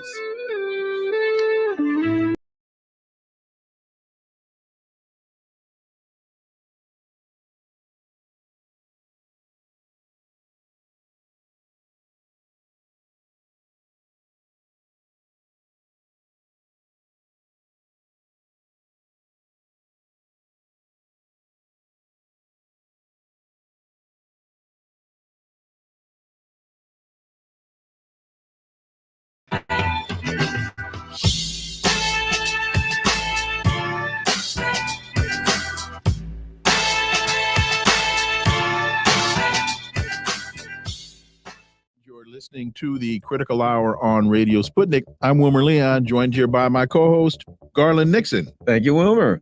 Kenyan troops to deploy for Haiti mission. The Haitian capital has been gripped by chaos as armed militants run rampant across the city following months of delays thanks to an abrupt transition of power in the Caribbean nation. Kenyan security forces are finally set to leave for Haiti in an effort to quell ongoing unrest. Around 1,000 soldiers will arrive over the coming weeks to crack down on spiraling gang violence. For insight into this, let's turn to our next guest. He holds the John J. and Rebecca Moores Chair of History and African American Studies at the University of Houston, one of the most prolific writers of our time. His latest books are entitled I Dare Say, A Gerald Horne Reader, and Acknowledging Radical Histories. But there's a new one in the finest bookstores in your area, and it is entitled, sir, Armed Struggle, Panthers and Communists, Black Nationalists and Liberals in Southern California through the 60s and 70s. That is Dr. Gerald Horne. As always, welcome back. Before we get your take on the now reports that so-called security forces are on their way, the story that broke late yesterday about Julian Assange and on his way to freedom, your thoughts? What first came to your mind when you heard the story that Julian Assange had left Belmarsh prison? Well, first of all, it's long overdue. Julian Assange is publishing documents like a newspaper publisher or a journalist. He never should have been forced into prison. And what is frightening is that he may not be able to pursue that line of work back in his home country of Australia. It's also rather curious that he is pleading, perhaps as we speak, in the Marianas Islands, a U.S. colony in the South Pacific. And the only good news about that is that it brings that beleaguered, beset colony into the global spotlight. And it's also an irony that the newspapers that are now reporting his march towards freedom, many of them published the very things that he was accused of, the very national security secrets that he was accused of having exposed. It seems to high heaven. And of course, I take it that's a veiled reference to organs like the New York Times, for example, the Guardian of London, for example. Mr. Assange's reputation has been dragged through the mud. He has suffered unduly, and I wish him only the best. Kenyan troops, according to antiwar.com, will be ready to be deployed for their, quote, mission in Haiti. And, you know, Wilmer and I were talking about just before the show in Kenya, there are protests that the police have, used live ammunition, killed a number of protesters. And what are they protesting? They're protesting increased taxes because of massive debts owed to the West. Your thoughts on all of this, Dr. Horne? Well, yes.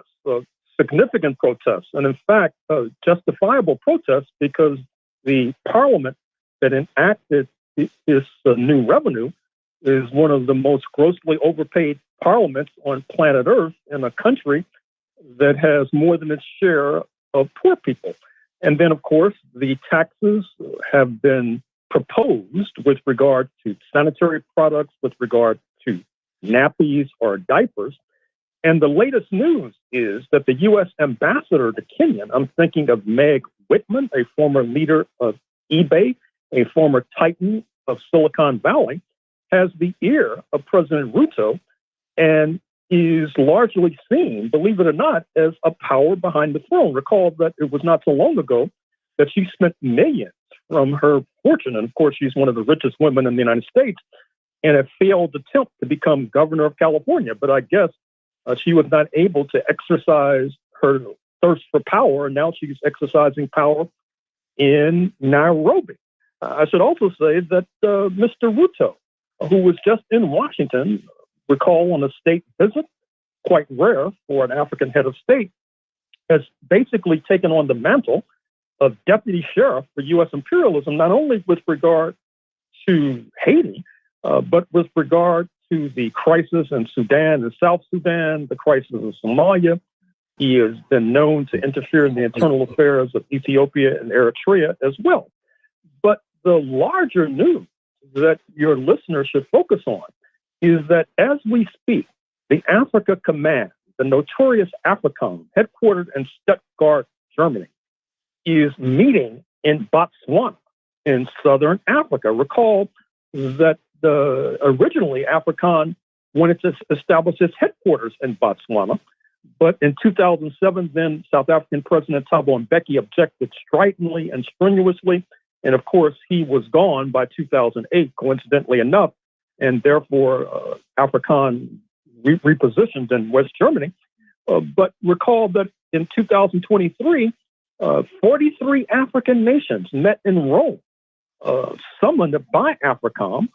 Only 30 are now meeting in Botswana as we speak, perhaps because the shopping in Rome is more lush than the shopping in Gaborone, the capital of Botswana. But in any case, it's remarkable that the leader of AFRICOM happens to be an African-American, Michael Langley, and he joins this troika who leads the U.S. military.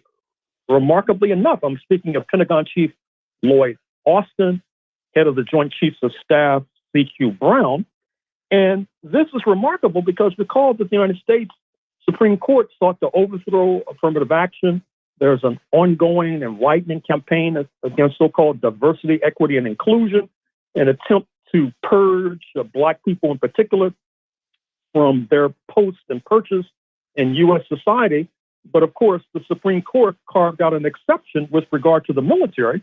And I think that that reflects a general crisis of U.S. imperialism, because with this talk about resuming the draft, and this time including women, which has been gripping Washington in recent days and weeks, it bespeaks this crisis of the U.S. military, the mailed fists of U.S. imperialism, and therefore they cannot afford to oust these Black leaders altogether. And as well, speaking of the crisis of imperialism, the United States is trying to make up for the shortfall, driven by the fact that France is in retreat from its former positions on the African continent, in forced retreat because we know that Niger, amongst other nations, demanded that France evacuate sooner rather than later. The United States is, of course, trying to fill the vacuum, but of course, it too was ousted from Niger. And therefore, you see the need for these African deputy sheriffs. Not only Kenya, with regard to East Africa, but Zambia in Southern Africa. It, of course, has pride of place in the meeting in Botswana, Gaborone, as we speak. Recall that Vice President Kamala Harris made a trip to Lusaka, Zambia, not so long ago. Recall that just a few days ago, the president of Zimbabwe being in the crosshairs of U.S. imperialism, was caught on a hot mic in St. Petersburg, Russia, at the International Economic Forum, speaking to President Putin about the malignant role that Zambia is playing on the continent and in the sub-region. And recall as well that Zambia is copper-rich and therefore is slated to play a key role in the green economy as organized by U.S. imperialism. And it's not only Kenya and Zambia. Of course, you have to look in the west of Africa towards Cote d'Ivoire, a reliable French puppet, not to mention the giant of the continent, speaking of Nigeria, which about a year or so ago seemed to be on the verge of invading Niger after a regime change there that Washington objected to. But it decided that that would be more than a notion, given the fact that Niger is being backed up by former French colonies, including Guinea-Conakry, Mali, Burkina Faso, and of course the aforementioned Niger. And so Washington is facing a real crisis. The Kenyan troops in Haiti is reflective of the crisis in the hemisphere. But more than that, Kenya's role as a deputy sheriff on the African continent is highlighted by the prominent and preeminent role it's playing in Botswana at the meeting of the AFRICOM as we speak. And to that point, General Michael Langley says, I'm pretty sure that some of the representation from West Africa will bring it up, Russia moving into some of the African countries, because they all have been affected by Russia's activities. That sounds more like a very, very, very self-serving point by General Langley, because I haven't heard of African leaders complaining about Russia's involvement in their countries. At least Russia isn't going in and overthrowing their countries. I haven't heard African leaders complaining about China's economic involvement in their countries. China isn't going in there fomenting coups and overthrowing their government. So this, to your point about sheriffs, this sounds to be incredibly self-serving, and it's really a meeting of puppets, not allies. Well, self-serving indeed. And of course, I should also mention that besides Zimbabwe being in the crosshairs, and of course, it was not extended an invitation, perhaps justifiably and understandably, to this AFRICOM meeting, since it's seen as an antagonist of AFRICOM. Also in the crosshairs, I'm afraid to say, is the continent's other giant, speaking of South Africa, which has stirred ire in Washington by dragging U.S. ally Israel before the International Court of Justice, by being a stalwart member of the BRICS, Brazil, Russia, India, China, and of course, South Africa, now joined by other African nations such as Egypt and Ethiopia, not to mention Iran, Saudi Arabia, and the United Arab Emirates. And of course, weakening South Africa is priority number one in Washington, and they established a mini victory just recently by compelling the African National Congress to take into a coalition government the neo-apartheid party, comprised heavily of settlers, speaking of the so-called Democratic Alliance, which basically means that they have a spy within the gates in Pretoria. And that is a very ominous signal that we're going to have to keep a very close eye on. You know, one other thing, Dr. Horn, and that is, I've been talking to some people in the Middle East recently, talking about the potential spread of the conflict if the Israel attacks Lebanon, and many of them are convinced that there is a significant Muslim contingent, shall we say, community throughout Africa, and that the likelihood of a spread throughout the region won't just be in the region, that it's quite likely that there are people in the Muslim community in Africa that would threaten U.S. interests. Your thoughts? Well, you need look no further than South Africa. It's well known that in Cape Town, in particular, the preeminent city at the southern tip of the continent, there is a substantial population of Muslim descent.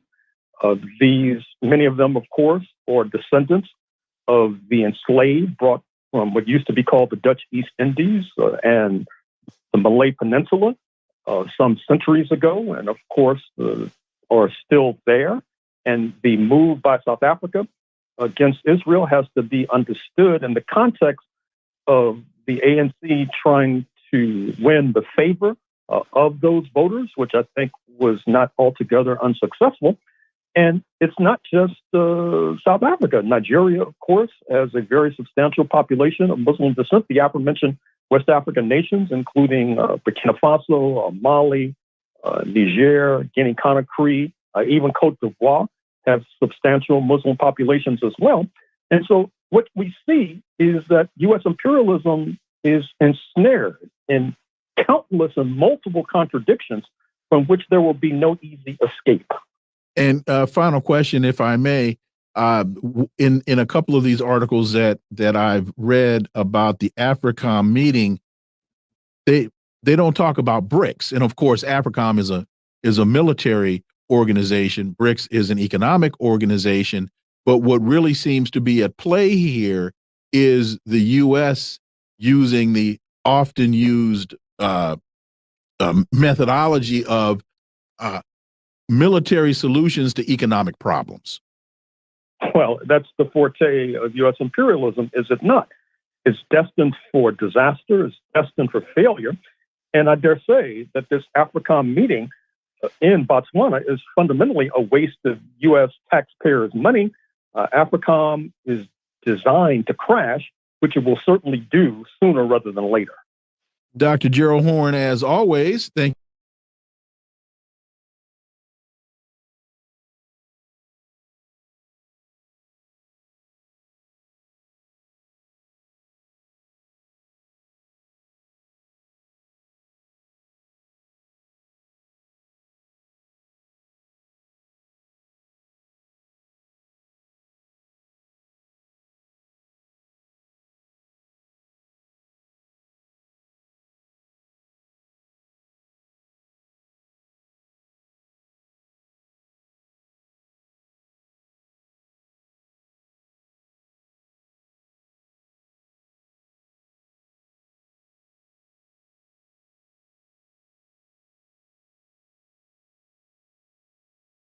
That it was a missile that was, as the accusations continue to fly back and forth between Washington and Moscow about what exactly happened on a beach on a holiday in Crimea that killed a lot of Russian tourists in Sevastopol in the southern part of Crimea. Some are claiming that it was a missile that was intercepted or partially intercepted by Russia and landed on some beachgoers. Others in Russia are claiming that it was targeted at the beach and that they're demanding some retaliation. Right now, lots of accusations, very little facts to go on the ground. But like we always are here at Daniel Davis Deep Dive, we want to get to the bottom of what's really going on, no matter what anybody may want to slant things. And we have an exceptionally good guest with us today to try to at least make some sense of what we have based on the evidence that we do have. And that is MIT professor Ted Postol. Ted, welcome back to the show. Well, thank you. It's nice to be here. And man, I mean, we always love having you on, and so do our guests. Always love it. But this one is maybe even more sensitive than some of the other ones because of what's going on here, and your keen eye knowing what to look for. And what we have here is some information. First of all, I want to talk about, in case anybody may not have seen what happened on I believe it was Sunday. There was a strike on a beach on a holiday in Russia that killed a bunch of people on a beach. And based on some of the evidence, it looked like, and Russia certainly claimed that it was an American ATACMS missile. And we're going to show some of the things about what that means here in a minute. But the U.S. ambassador was summoned to the foreign ministry for a significant reproach after that had happened. And they're asking what's going on. So it was a huge deal in Russia. And in the aftermath, the U.S. State Department official Matt Miller was asked, "What's the deal?" I've seen the comments from the government of Moscow. I think they pertain to the reported strike in Crimea. I will just tell you what the ambassador said when she met with the Russian Foreign Ministry, and that is, of course, that we lament any civilian loss of life in this war. We provide weapons to Ukraine so it can defend its sovereign territory against armed aggression. That includes in Crimea, which of course is part of Ukraine. And Russia could stop this war today and end the suffering caused by the war Russia launched today. If it would stop its occupation of sovereign Ukrainian territory and stop launching attacks on civilians. Okay, well, first of all, it's interesting what he didn't say. He didn't say it wasn't our missile. He didn't say we didn't do it on purpose. He just said it happened and then tried to pivot over to something else. Well, it's Russia's fault anyway. If they wanted the war to stop, they could just leave and go home, pick up their toys and all that kind of stuff, which is never helpful to belittle your opponent, especially when you're talking about a nuclear superpower, and just kind of talk to them like you're a parent to a child. But that seems to be kind of normal for us these days. Well, I have to say it's a shameful display of indifference to the truth. That's the way I would describe it.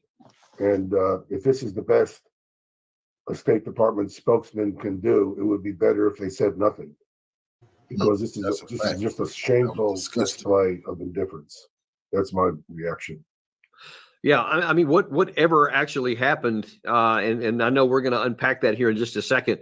The fact that civilians on a beach were killed by an American weapon is a deplorable situation. And I mean, even if you want to say, okay, we're supporting Ukraine, we're openly going to do that because your forces, Russia, have invaded their country and there's an ongoing war, and so it's fair game for your military targets to be hit. But this went off course. I mean, something like that.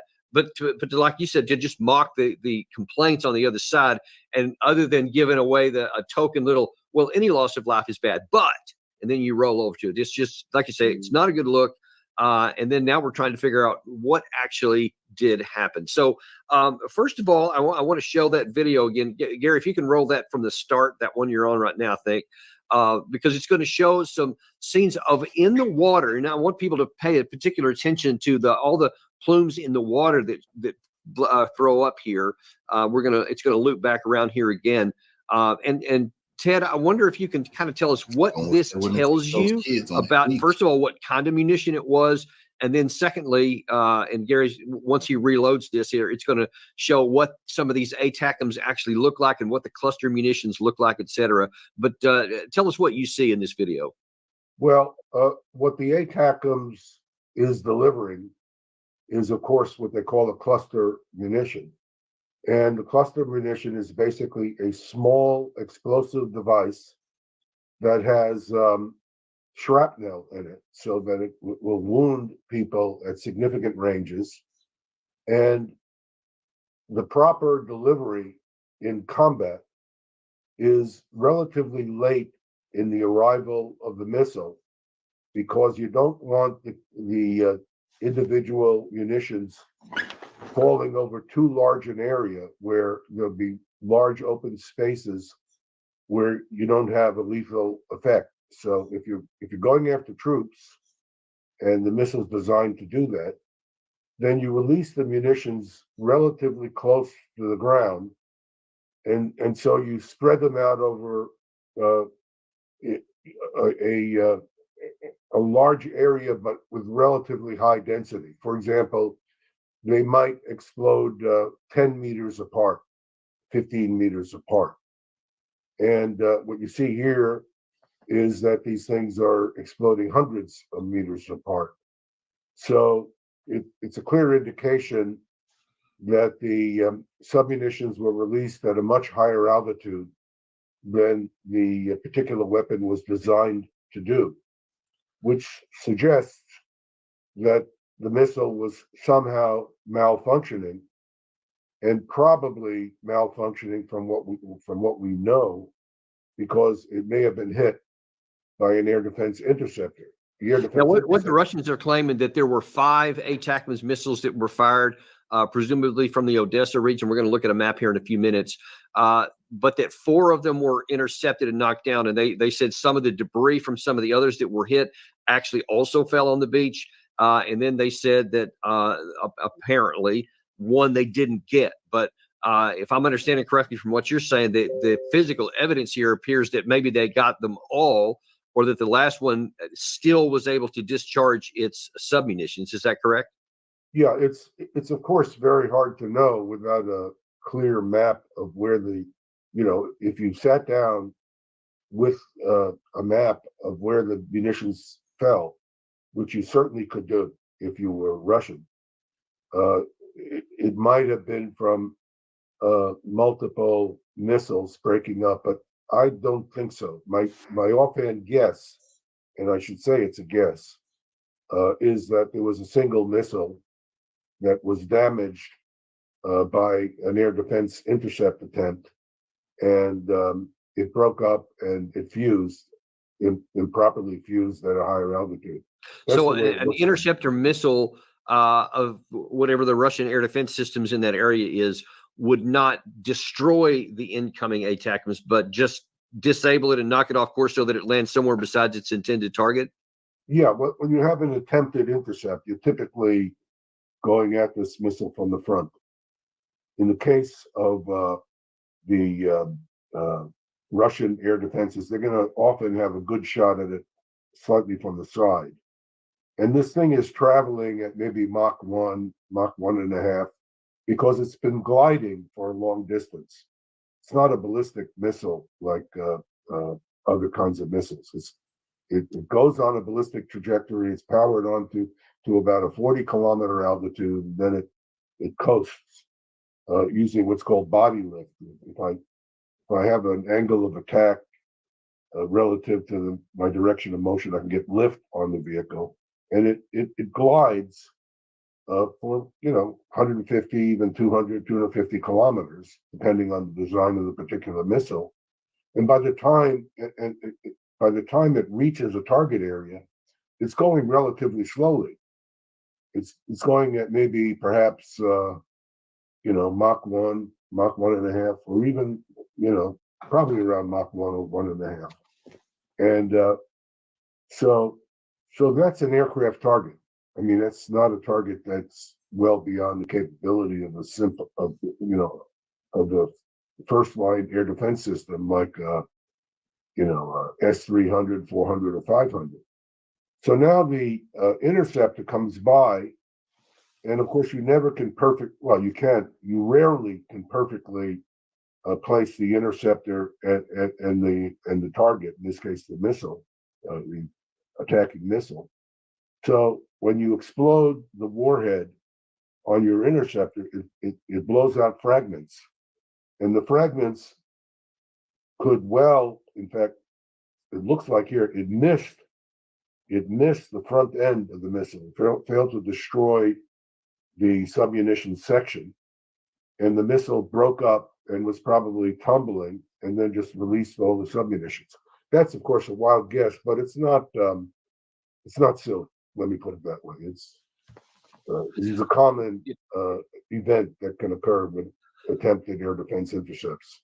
So I next want to look at the claim by many that this was a targeted attack against a beach, where whoever launched this, whether it was Ukraine or whether it was American expertise that did what Ukraine told them, that part's unclear.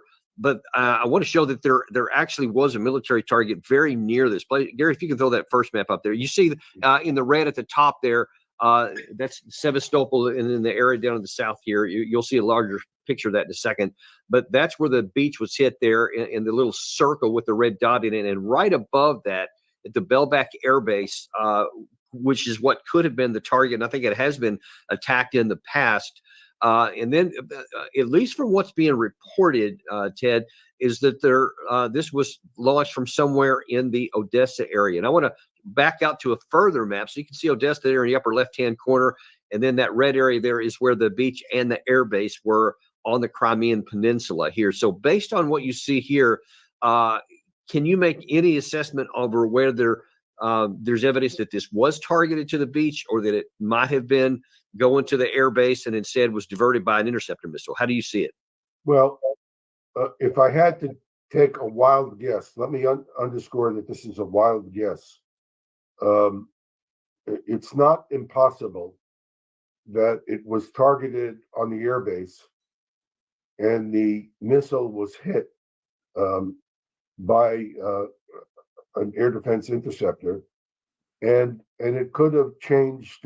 Remember, this is a glide vehicle, and it can change its orientation. If it's hit, it could lose its aerodynamic orientation, and if it loses its physical orientation, and then could break up later, because it doesn't have to break up instantly. And if it changes its direction, changes its orientation, it will slide just as it drops. And that's a possibility that comes to mind. It doesn't appear to me, again, with very minimal information here, that this was an intended attack on the beach, because the submunitions would have been much, much more closely distributed. They would have been packed much more closely, and you would have seen a line of these things, multiple things going off. And it would be a highly lethal environment within the area where these submunitions landed. Just think of an armored column that you're going after in the military. That's what this is designed to go after. Yeah. You'd have a dense field of these munitions going off, and pretty much any infantry that's in that field is either dead or maimed. But, yeah, you can see from this picture here, this is spread over many hundreds of meters, yes. so it's not dense at all. So if you had to guess, I would say it was not an intended attack. It may have been reckless, and for example, there's no reason they couldn't have executed an attack like this at night. People aren't on the beach at night. If there's any concern at all about unwanted civilian casualties, well, you just do the attack at night. I mean, right. The Russians have been attacking or at change night. the launch point, because a lot of these things are mobile, so they can change the launch point and remove that risk if they actually start to do so. But a lot of the Russian attacks have been at night, and part of the reason for that, I assume, is you never have perfect accuracy in spite of all the effort to do so. And people are out in the street during the day. And if you're going to land close to a military target but not hit it directly, the chances of unwanted civilian casualties is lower if you do it at night.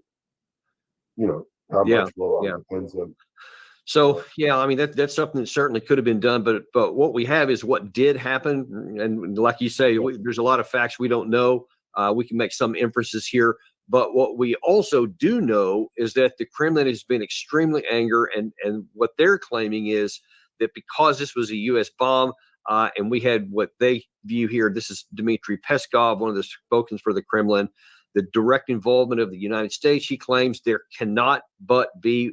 This cannot be without consequences, and that is one of the big concerns to me, because a lot of the people on the Russian side aren't going to care about what should have happened or what did happen. All they see is what the results were, and they see that beachgoers were killed on a beach, and they want some kind of response. Now, I've talked to a number of people, and they think that Putin remains very calculated in what he does, and he's not going to take any action, however emotional, that's going to cause more difficulty for the Russian side.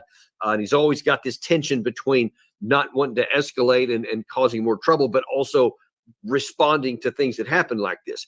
My concern over all of this, though, is that regardless of what the immediate response is here, that we could get into this escalating ladder where you keep climbing up, and the Russia does something, we do something in retaliation back, and then you end up with the potential to use nuclear weapons. I mean, that's always the end result that I'm afraid of the most, and that's not without fear, because here's what Vladimir Putin said earlier this month.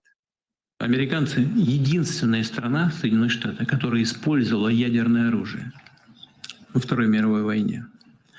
Хиросима, Нагасаки — 20 килотонн. Наше тактическое ядерное оружие — 70-75 килотонн. Это такое ядерное тактическое оружие. Давайте не доводить не только до использования, а даже до угрозы использования. На Западе считают, что Россия никогда этого не использует. У нас же есть ядерная доктрина. Посмотрите, что написано. Если чьи-то действия будут угрожать нашему суверенитету и территориальной целостности, мы считаем для себя возможным использовать все имеющиеся в нашем распоряжении средства.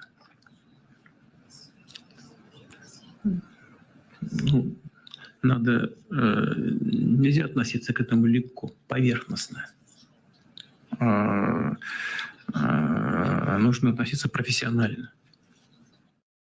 Now, if regardless of what may happen or why, one of the reasons that I'm so adamant, especially every time I'm on this channel, things that I write, when I go on other television networks, I always say the consequences of a nuclear exchange, almost no matter how small, could just be completely catastrophic. And so we can't even get up into the side of it. We can't even risk it because the consequences are so great.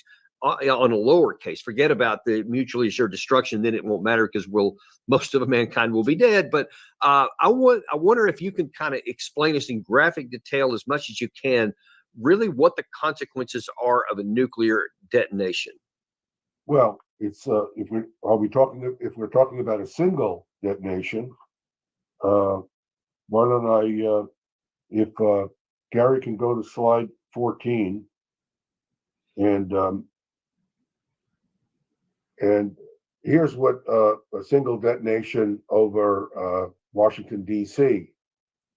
From a typical SS-18, or I think there's a modernized version called the Sarmat, if I got that correct. And this is a missile that carries 10 warheads in the near 1 megaton range. If you want to get a sense of its size, let's go to slide number 3. If you look at slide number 3, you can see it's nearly 30 meters tall. These are typically housed in underground silos. And if you go to the next slide, number 4, they would follow a trajectory where they launched a bunch of warheads from the single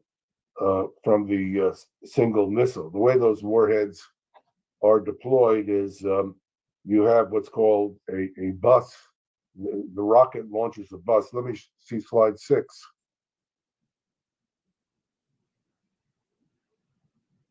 If you see the top on the left, you see the top of this giant missile would have a vehicle. It throws the whole vehicle, and the vehicle changes directions a little, and it can attack many independent targets.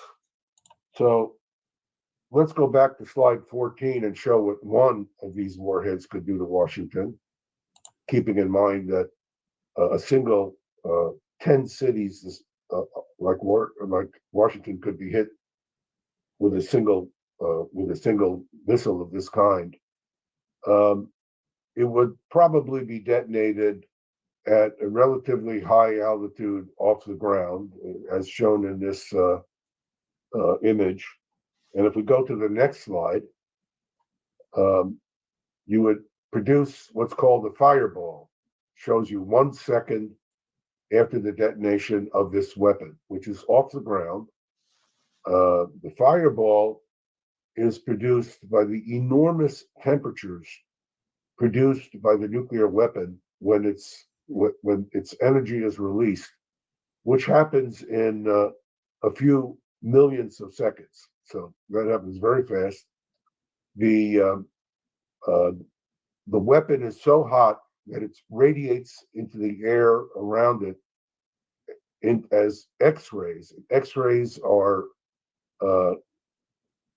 totally absorbed by air. The air is not transparent to the X-rays. So it initially heats the air to maybe 1,000,000 degrees Kelvin initially.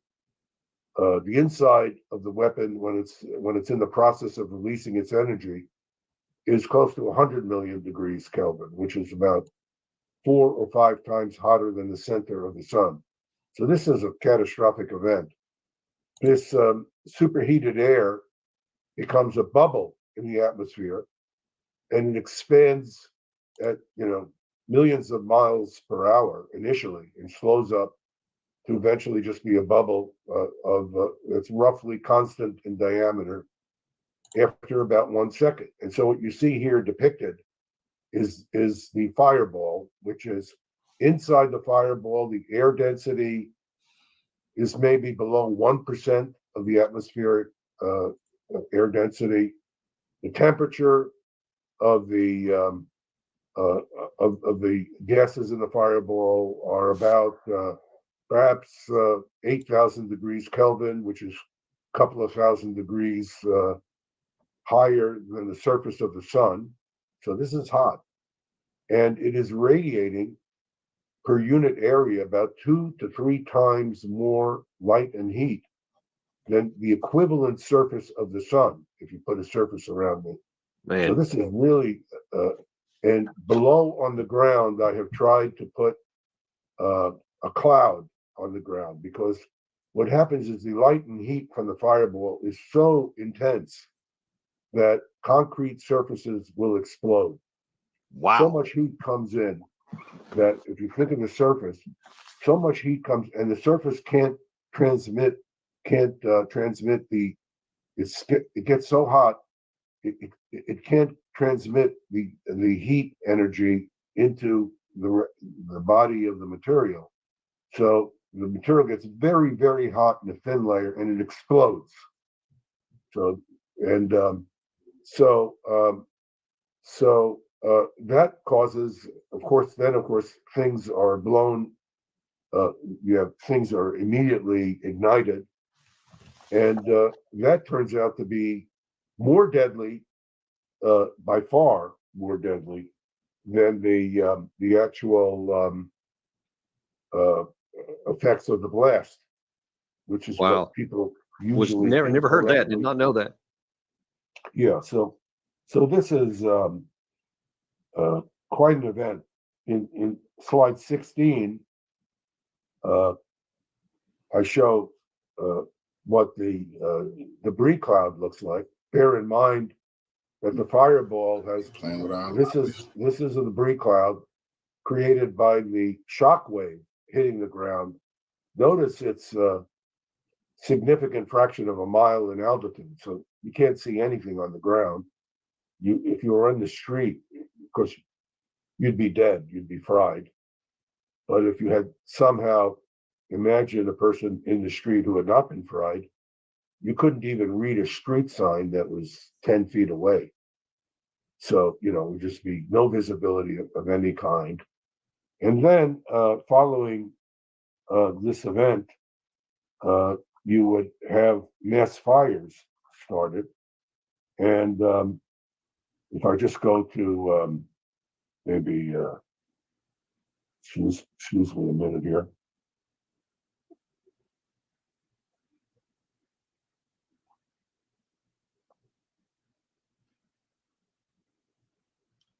I just found that fascinating and terrifying that this fireball could actually be hotter than the surface of the sun for a period of time.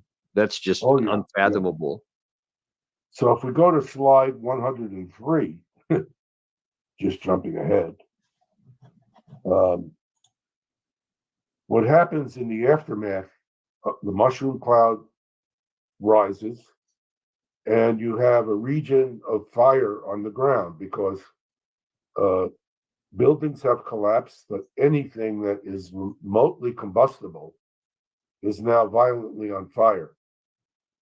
And you have a vast area on the surface where fire is burning. And so it has an effect like a chimney. The air that's heated by the fire buoyantly rises vertically, and you get this circulating motion that's shown in this figure.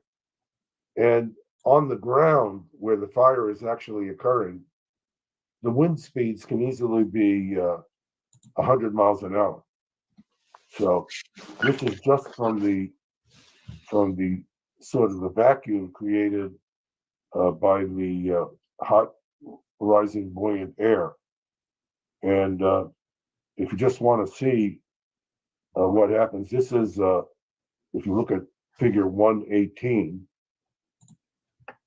this is a much less hostile environment. This victim tried to run for safety in a firestorm in Hamburg, Germany, that occurred in, I think it was 1944. And he was literally incinerated. The hot winds were 100 miles per hour. And the air temperature was above the boiling point of water. And in the case of an attack of this kind by a warhead, a modern warhead with this higher yield, you would have a fire well over 100, 150 square miles, not a few square miles like occurred at Hamburg, which was not a nuclear attack. It's just the effects Yeah. of the buoyantly rising hot air. So this is not something we want to happen anywhere, whether it's an enemy or us. And that would be one city. And you could take out 10 with a single large missile. This warheads could be spread over a whole bunch of cities in the Northeast. Yeah, and yeah, that really resonates with me because that image you showed there is Washington D.C. That's my town, so I know all those places that disappeared underneath your graphic. So that's why I chose it. Yeah, well, you succeeded. You got it. Listen, we're gonna have to.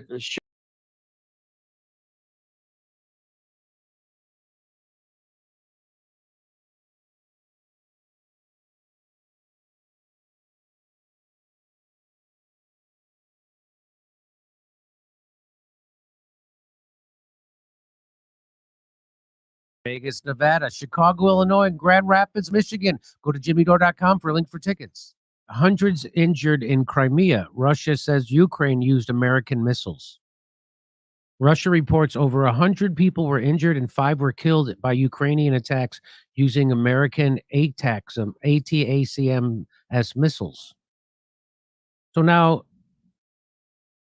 finally, they get some nice weather and this happens. Come on, seriously.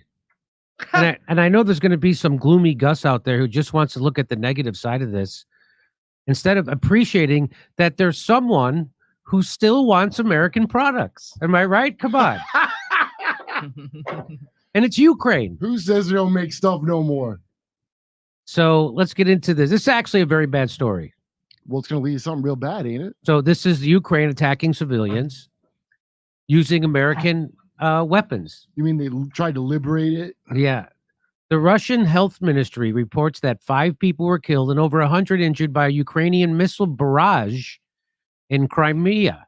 Moscow claimed American cluster bombs are considered a war crime, but America still uses them. Didn't we officially give those? We to gave them? them to them. And did we give them those great uranium bullets that England was supposed to kick in? I don't know. Those depleted uranium ones that are a crime to use, and we're going to give them. Remember? Yep, I do. Because this is Russia, so it's really bad. Yes. On Sunday, Russia civilians in Crimea were hit with debris and cluster munitions, cluster bombs from a Ukrainian attack. Wow. Okay. According to the latest reports, as a result of the shelling attack on Sevastopol by Ukrainian nationalists, 124 people, including 27 children, received wounds or injuries. It appears this attack was on people sunning and swimming at the beach. Is this to provoke a larger war to make it much worse so that we can't get out of it no matter what? Is that what this is? Yes. Oh, okay. But don't you know they had to bomb the beach because that's where all the terrorists train, Kurt. It's down the beach using special landing craft shaped like boogie boards. Jesus. That's America's now. So we're now playing. Hey, Dresden, man. You got a Dresden, right? Yeah, you got a Dresden. The Russian news agency TASS reported that 5 American-made missiles with cluster munitions were used in the attack. Moscow claimed to down 4 missiles, and the 5th exploded over Sevastopol. The Russian Defense Ministry said the U.S. was responsible for the attack because of its role in helping Ukraine fire the frickin' missiles. It is. Guess what it is? You know how cowardly it is to use someone else to fight your war? That's what this is. How ashamed you should be as a country to use another people in a proxy war. I mean, it's pathetic, dude. So, but don't you understand, Kurt? America is playing one-dimensional chess here. Because if you want to get the world to take your side in a conflict, you always attack people catching sun at the beach. Yeah. That'll get the world on your side. Well, then if you control the media, you can just lie about it later. A whole bunch of people either don't care about Ukraine or they're not going to listen if you tell them how it's going. I blame Tara Reid. All flight missions for the American missile operation tactical missiles are entered by American specialists. So in order to send these ATACMS missiles, they're It sounds to me like what they're saying We're is not that even using them as a proxy. We're just doing it. is that we have to like program them. The United my States has God. to program them and use U.S. satellite reconnaissance data. So it's basically we're bombing Russia, basically. The statement continued, therefore, responsibility for the deliberate missile attack on civilians in Sevastopol lies primarily with Washington, which supplied these weapons to Ukraine, as well as the Kiev regime, from whose territory this attack was launched. In a related story, Lindsey Graham came in his pants. Yeah.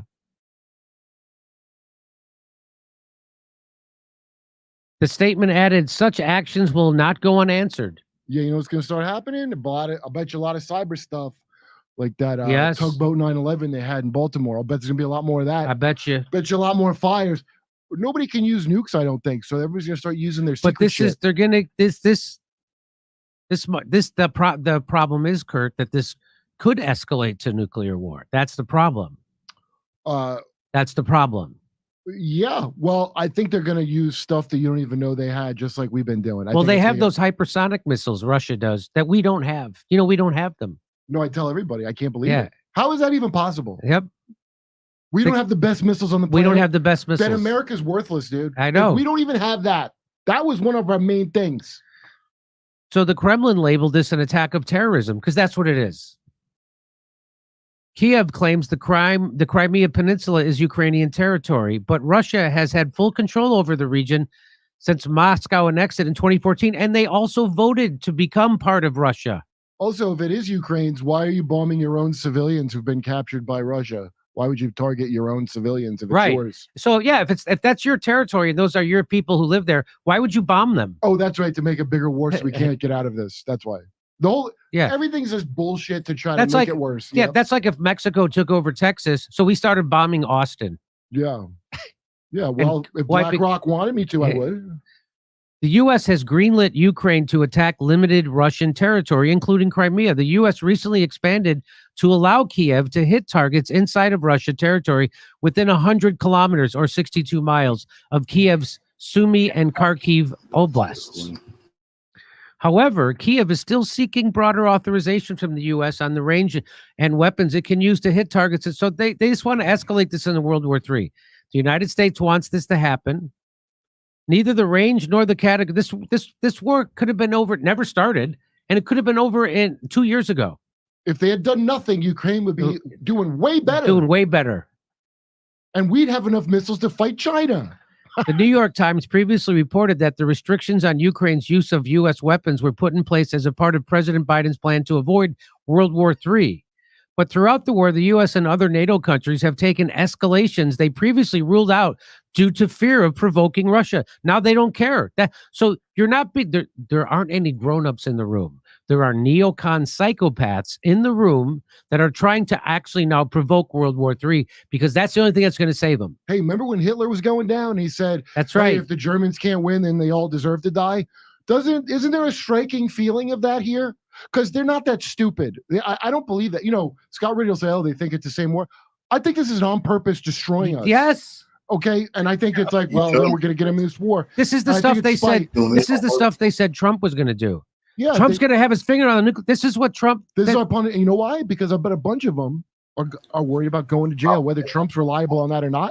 A bunch of them are like Bibi Netanyahu, you know, fucking criminals. Yes, and they're all criminals. They're afraid they might have to pay for even a small amount of their many, many crimes. I just think that their plan was to always try to crush Russia and balkanize it, split it up, and give it to BlackRock. Just like they're doing to Ukraine. Yeah, they're giving it to BlackRock. The same thing they wanted to do to Russia. They thought they could do that to Russia, but Russia's much stronger than we thought they were. Jimmy, today they're not me, but the neocons running Joe Biden's administration. I'm just thinking of my girlfriend at Rite Aid texting me pictures of the empty shelves as if we were in some kind of wartime. Yeah, and then Tucker Carlson was impressed because he had a lot of stuff at the store. Yeah, I was too. I was also impressed. Still, Kiev is asking Washington to further provoke Moscow by sending more advanced weapon system, modern air defense systems for Ukraine, such as Patriots, accelerated training of our pilots for F-16s, and most importantly, sufficient range for our weapons are truly necessary, said Zelensky. Hey, they're literally ripping people off the street and throwing them in the vans against their will and sending them to the front lines. You know what that means? That means Ukraine has long lost this war. The people in Ukraine aren't willing to fight it. The average age of the soldiers is over 40 years old. Well, I'm sure we have some NATO troops pretending to be mercenaries or some weird work around the law, right? Here's another attack. Death toll rises to 20 after gunmen attack Russia's Dagestan. This is real. And here's what Scott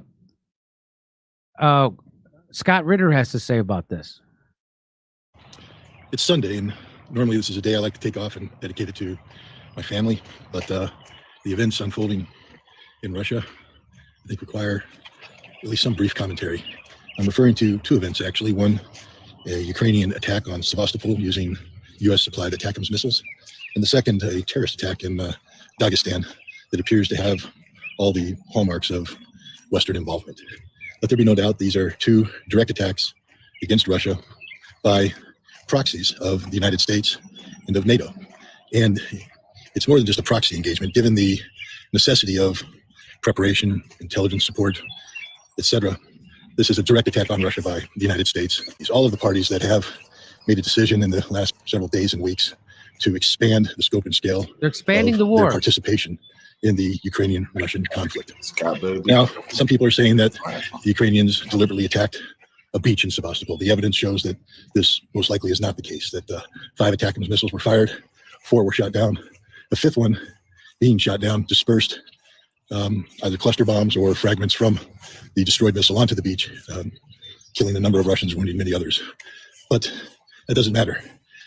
The Ukrainians made a decision to use Activism missiles equipped with cluster munitions against a city, a civilian city. This is an act of terrorism. This is in keeping with the Ukrainian actions that have transpired over the course of the past years, where Ukraine, since 2014, has been bombarding Russian civilian sites, cities, villages, towns, for the sole purpose of inflicting death and destruction on Russian civilians. This is an act of terrorism. And given that the Activism missile cannot be deployed by the Ukrainians without extensive intelligence support by the United States, this is an act of terrorism by the United States against Russia. The same can be said about the attacks in Dagestan. These are deliberately designed to disrupt the civil life of the Russian Federation. Dagestan is part of the Russian Federation. And it's also designed to engender a split between the Muslim and non-Muslim segments of Russian society. This is a tactic that goes back to the first Chechen War and the second Chechen War, where the CIA and other European intelligence agencies sought to split Chechnya away from the Russian Federation. That effort failed, and the effort in Dagestan will fail too. But it doesn't absolve the parties involved of their guilt in launching what is a direct assault on the Russian Federation. Now, the question is, what will Russia do? Historically speaking, the Russian Federation has shown an ability to absorb provocations of this nature and remain focused on the task at hand, which of course is achieving the goals of the special military operation, the demilitarization and denazification of Ukraine. But at some point in time, there will have to be a response. And what is an appropriate response? That's up for the Russian Federation to decide, but let there be no doubt that if and when the time comes for the Russian Federation to respond to all of those responsible for this horrific series of attacks, that the perpetrators held to account will not just be the Ukrainians, but those who have provided the Ukrainians with the weapons and the intelligence and the training to carry out these dastardly, cowardly attacks. We live in very dangerous times. We live at a time when Russia, the United States, and NATO have all been beating the nuclear drum. We don't need a nuclear war, but that's the direction we're heading if we don't stop this insanity. And by stopping this insanity, this means stopping the United States, stopping NATO, stopping Europe from continuing to facilitate these terrorist attacks by Ukraine against Russia. Okay, well said. Again, the aggressor is the United States, Ukraine. They're the ones who provoked this war. They're the ones who continue it. Russia wanted peace. That's what the Minsk Accords were, and Minsk II was. This was all about to avoid this. But of course, Angela Merkel let the cat out of the bag. Those peace accords were never going to be followed by NATO and Ukraine. Those were just there to bide time so they could build up Ukraine's military so they could do this war. Look, we're not having a one world government with Russia intact. Yep. So this is the West thinking that they can break up Russia and give it to BlackRock.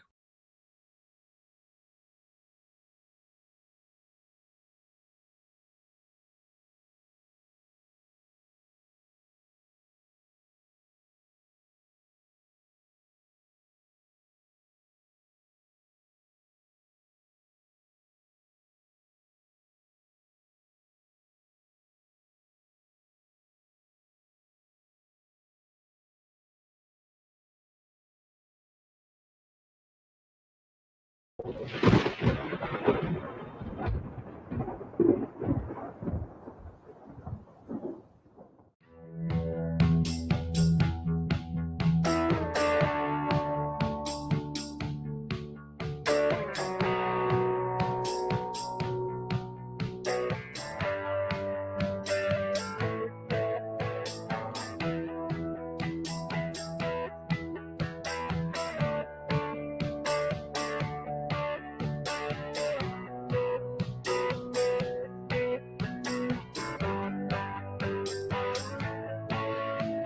the third day now, the armed forces of the Russian Federation have been conducting a so-called act of intimidation, destroying all those involved in the missile attack on Sevastopol, which killed 5 people. More than 150 people were seriously injured, including women and children. The fact that Russia would take tough revenge on all those who were involved in this tragedy was beyond anyone's doubt. Since June 23, the armed forces of the Russian Federation have been carrying out massive missile strikes against identified military targets on the territory of Ukraine almost non-stop. During this time, the Russian aerospace forces, together with missile forces, managed to destroy more than 20 classified facilities of the NATO forces, where various types of Western weapons, including American Activism ballistic missiles, were stored. The Ukrainian army and NATO forces have also lost dozens of classified places of temporary deployment of personnel of the armed forces of Ukraine and foreign mercenaries. In total, over the past 3 days, NATO forces and the Ukrainian army have lost about 700 fighters, including so-called foreign mercenaries, among whom there were also active duty soldiers and officers of NATO armies. And judging by recent events, Russia does not intend to stop there.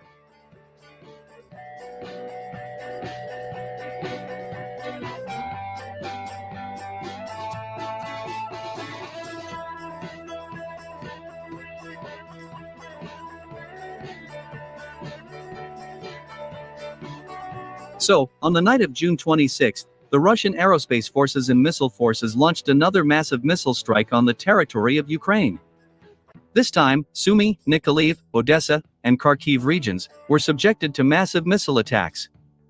It is reliably known that during this massive attack, Russia used dozens of cruise and ballistic missiles, as well as more than 100 kamikaze drones.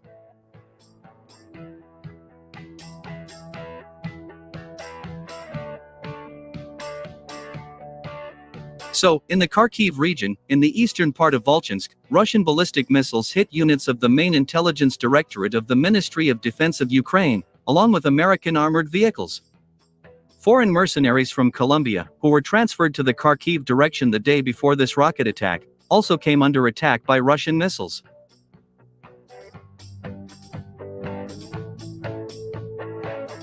In the Odessa region, in the city of Bilhorod-Dnestrovsky, Russian kamikaze drones hit and destroyed about 5 warehouses, where the newly arrived Western weapons were located.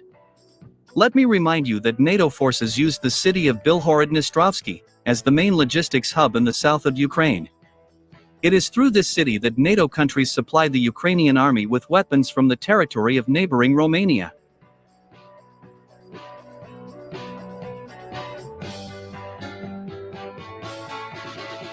In the Sumy region, the Russian military destroyed about 6 warehouses, where unmanned aerial vehicles were stored and assembled. They were mostly British drones.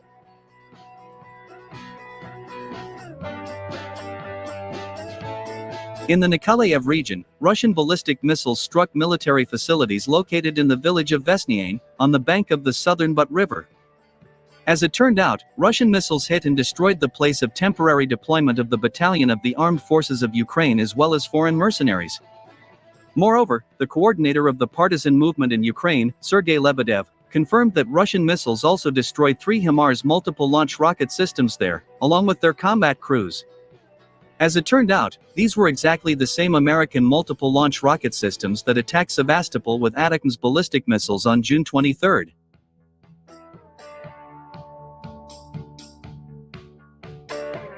A few minutes ago, the Ministry of Defense of the Russian Federation also officially confirmed the destruction of 3 HIMARS multiple launch rocket systems along with foreign combat crews.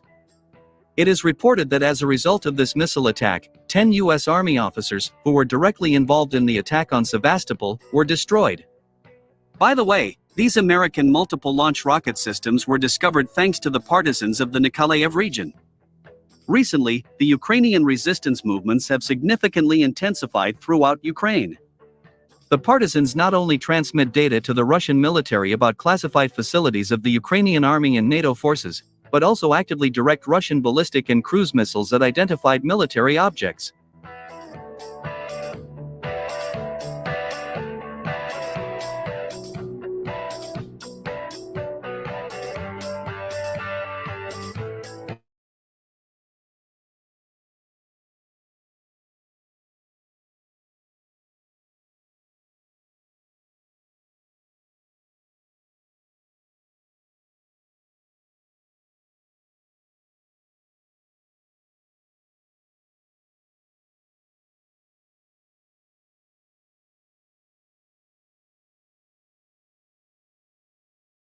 To talk about principally the American attack on sunbathers and children on the Sevastopol beach. But before we get there, the breaking news this morning, of course, is that Julian Assange has been released from prison in London and is either on a plane on his way to Bangkok and then to the Mariana Islands, or is already in Bangkok, one or the other. Your thoughts on the indictment, prosecution, persecution, and horrific confinement of Julian Assange? Well, history will be unforgiving, because what will be ended with the stroke of a pen in the Mariana Islands tomorrow, and then Julian will be able to fly from Saipan to Sydney. They could have done it 5 years ago, or even before that. But first, they needed this long psychological, physical torture of Julian to be sent all over the world nonstop on an everyday basis as a warning to all of us, journalists, analysts, independents. And well, RFK Jr., he may have messed up on Gaza, but at least he got this one right. In the end, the empire managed to criminalize journalism because Julian has to plead guilty to at least one of the counts. And that is exactly illegally collecting national security information. This is, in fact, criminalization of journalism. But he had to do it. He's ill. His health is terrible. He needed to get out of jail. He wouldn't stand another 6 months in Belmarsh. Absolutely impossible, which is a high security jail for hardcore terrorists, essentially. So the whole process is, for all of us involved in the information war, let's put it this way, we learned everything we needed to learn about how to deal with the United States and their Justice Department.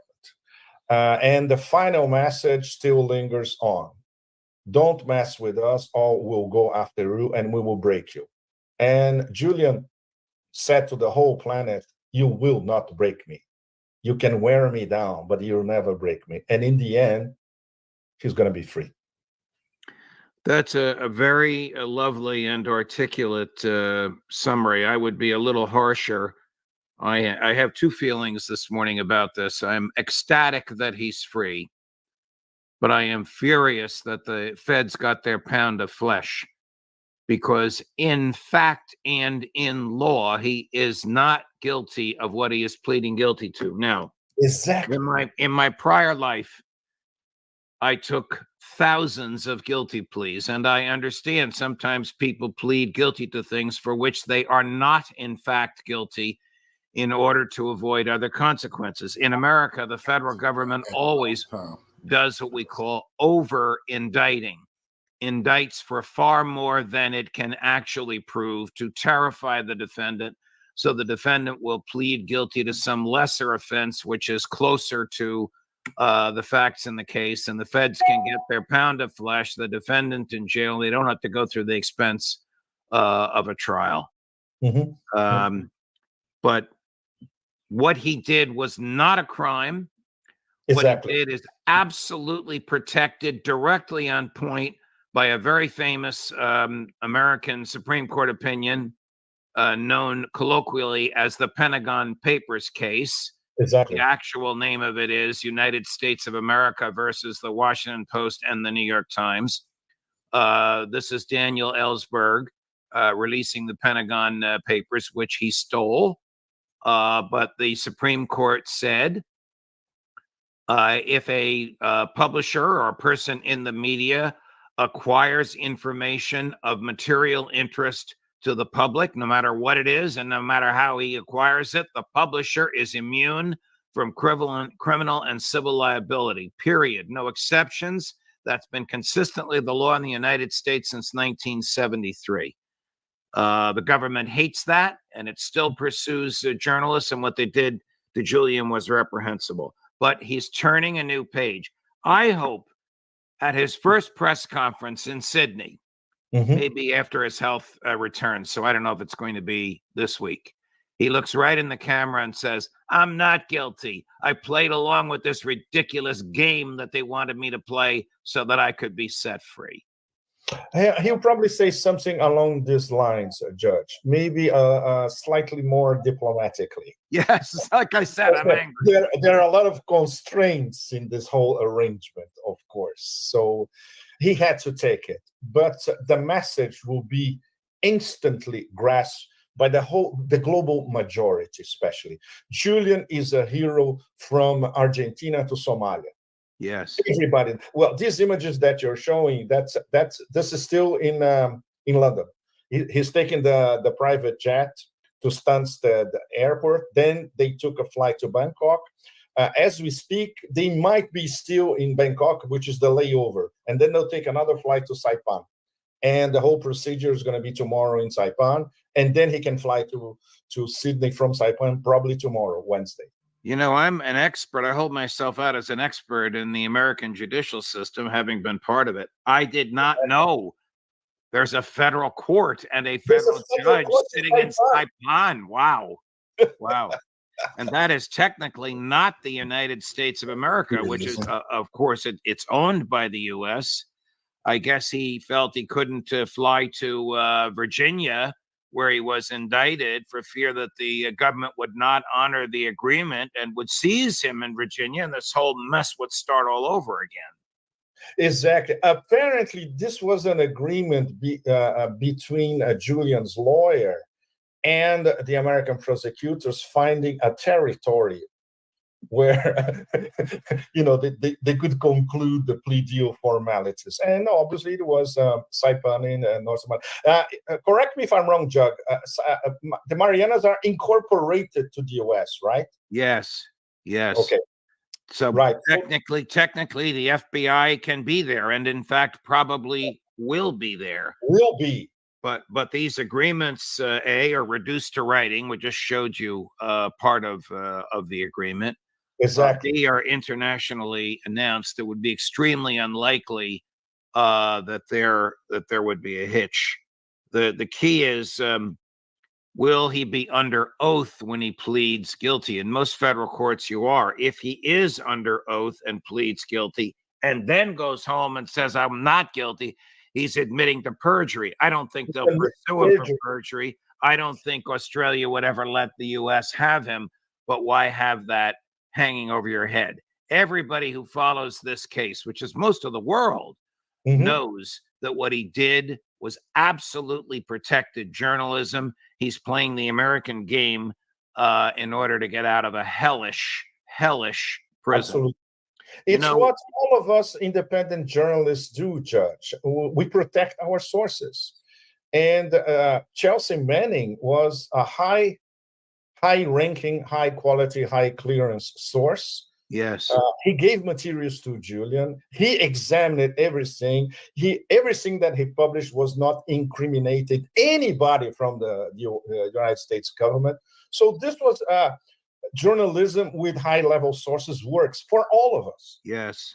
President Obama commuted the sentence of Bradley / Chelsea Manning. I wish he had pardoned Julian, although Julian hadn't been charged. Julian was indicted by the Trump administration. So I had a conversation about this with President Trump shortly before he left office. We talked about a number of things, but the three most memorable are, would you please pardon Edward Snowden? Would you please pardon Julian Assange? And would you please release the JFK documents? I've already talked about the JFK documents on air and what he said to me. It's rather startling. We don't need to go through it again. But he did tell me he was planning to pardon Snowden and Assange. And then the same people that talked him out of releasing the JFK documents talked him out of pardoning Assange and Snowden. And I said, well, why did you even authorize the indictment of Assange? And he said, well, they talked me into it. They talked me into it. I wish I hadn't, and I'm going to undo it before I leave office. So of course he didn't. Talked into it in the sense of he was forced, Judge? I don't know that he was forced. I think Bill Barr and Mike Pompeo browbeat him a little bit. If you can imagine anybody browbeating Donald Trump, I think they did. Wow. Let's turn our focus, Pepe, to the devastating events over the weekend. On a beautiful Sunday on one of the most beautiful beaches in the world on the Black Sea in Sevastopol, an American drone dispatched cluster bombs and injured 100 people and killed 6, 2 or 3 of whom, I'm not sure of the number, were children. How is this being, you see a picture of the beach in the foreground and the explosion in the background. How is this being received in Russia in general, in Moscow in particular, and especially in the Kremlin? People are absolutely furious. It's the only topic of conversation since Sunday. I arrived back in Moscow on Sunday. I was in Kazan. I will explain to you in 2 minutes what I was doing in Kazan. Since Sunday night, it's the only topic of conversation. And on military channels, there's a clamor and public opinion in general. Okay, what about if this is not the ultimate red line, what is it, right? Well, we just had a report which is unconfirmed, and this is quite striking, by a Russian military channel on Telegram called Fight Bomber. They say that the first American Global Hawk was already plunged into the Black Sea. There's no confirmation anywhere from the Ministry of Defense or from the US, from anybody. So we are waiting to see if this is what happened.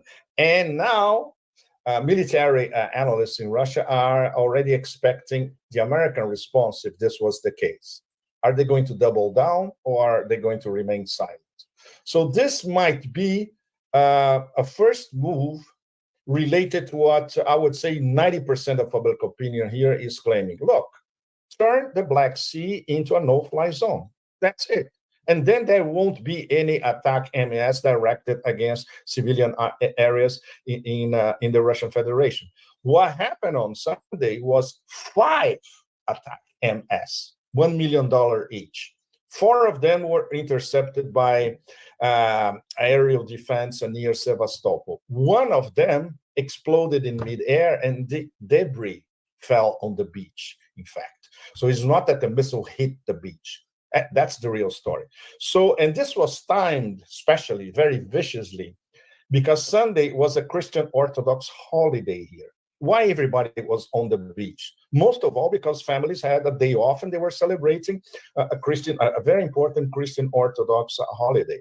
Like, I was in Tatarstan. The Tatarstan over there was a Tatar folk holiday, coinciding with the Christian Orthodox holiday. And this gives you, to all of you in the audience, the framework of a multipolar country where different faiths celebrate the same holiday in different ways in different parts of the country. So this was particularly vicious. And coupled with that, the terror attack in Dagestan. Dagestan is extremely complicated because it's a maze of extremists. You have remnants of Al-Qaeda. You have remnants of Islamic State. You have people who are migrating to ISIS-K, ISIS-Khorasan, which are dropped here. They come from Syria, they can come from Chechnya, they can come from Dagestan, and then they end up here doing attacks inside the Russian Federation. And this was a real, when I say they, the usual suspects, MI6 and CIA, they reactivated one of their cells in Dagestan. These people went on a wild spree and they killed at least 20, including slitting the throat of a Russian Orthodox priest. So a more graphic message than that, it's absolutely impossible. What is the objective? Divide and rule. Pitting ethnic groups and different faiths against each other, pitting Christian Orthodox against Muslims. All right. Well, let me back up a little bit. Yes. Are you of the view? Is the Kremlin of the view that what happened Sunday on the beach was an accident, or was intentional, or was caused by the Russians attacking the drone? No, it was intentional because they launched 5 missiles guided by this global hawk, which was loitering in the Black Sea close to Crimea. Everybody saw this on flight radar. Well, 5 missiles, 4 were intercepted. The air defense around Sevastopol is quite good, actually, but it's not perfect. But probably the system was overwhelmed, and the 5th one went through. Was shot in midair, and then the debris fell on the beach. But the attack, apparently, this is not confirmed yet. There is a military field near Sevastopol, but there's practically nothing over there. Everything that it's important in Sevastopol concerning the Black Sea fleet.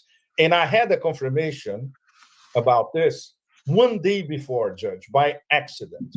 I was on a cruise in the Volga, and I shared a table with Mikhail Solomentsev. Mikhail is nothing less than the permanent representative of the Republic of Crimea with Putin. We were like talking about for 3 hours at least about his diplomatic career. He's a specialist in Africa, and mostly about all things Crimea. And he told me one day before, look, everything that is of value regarding the Black Sea Fleet is in Novorossiysk. It's not in Sevastopol anymore. Sevastopol literally now is a totally civilian place.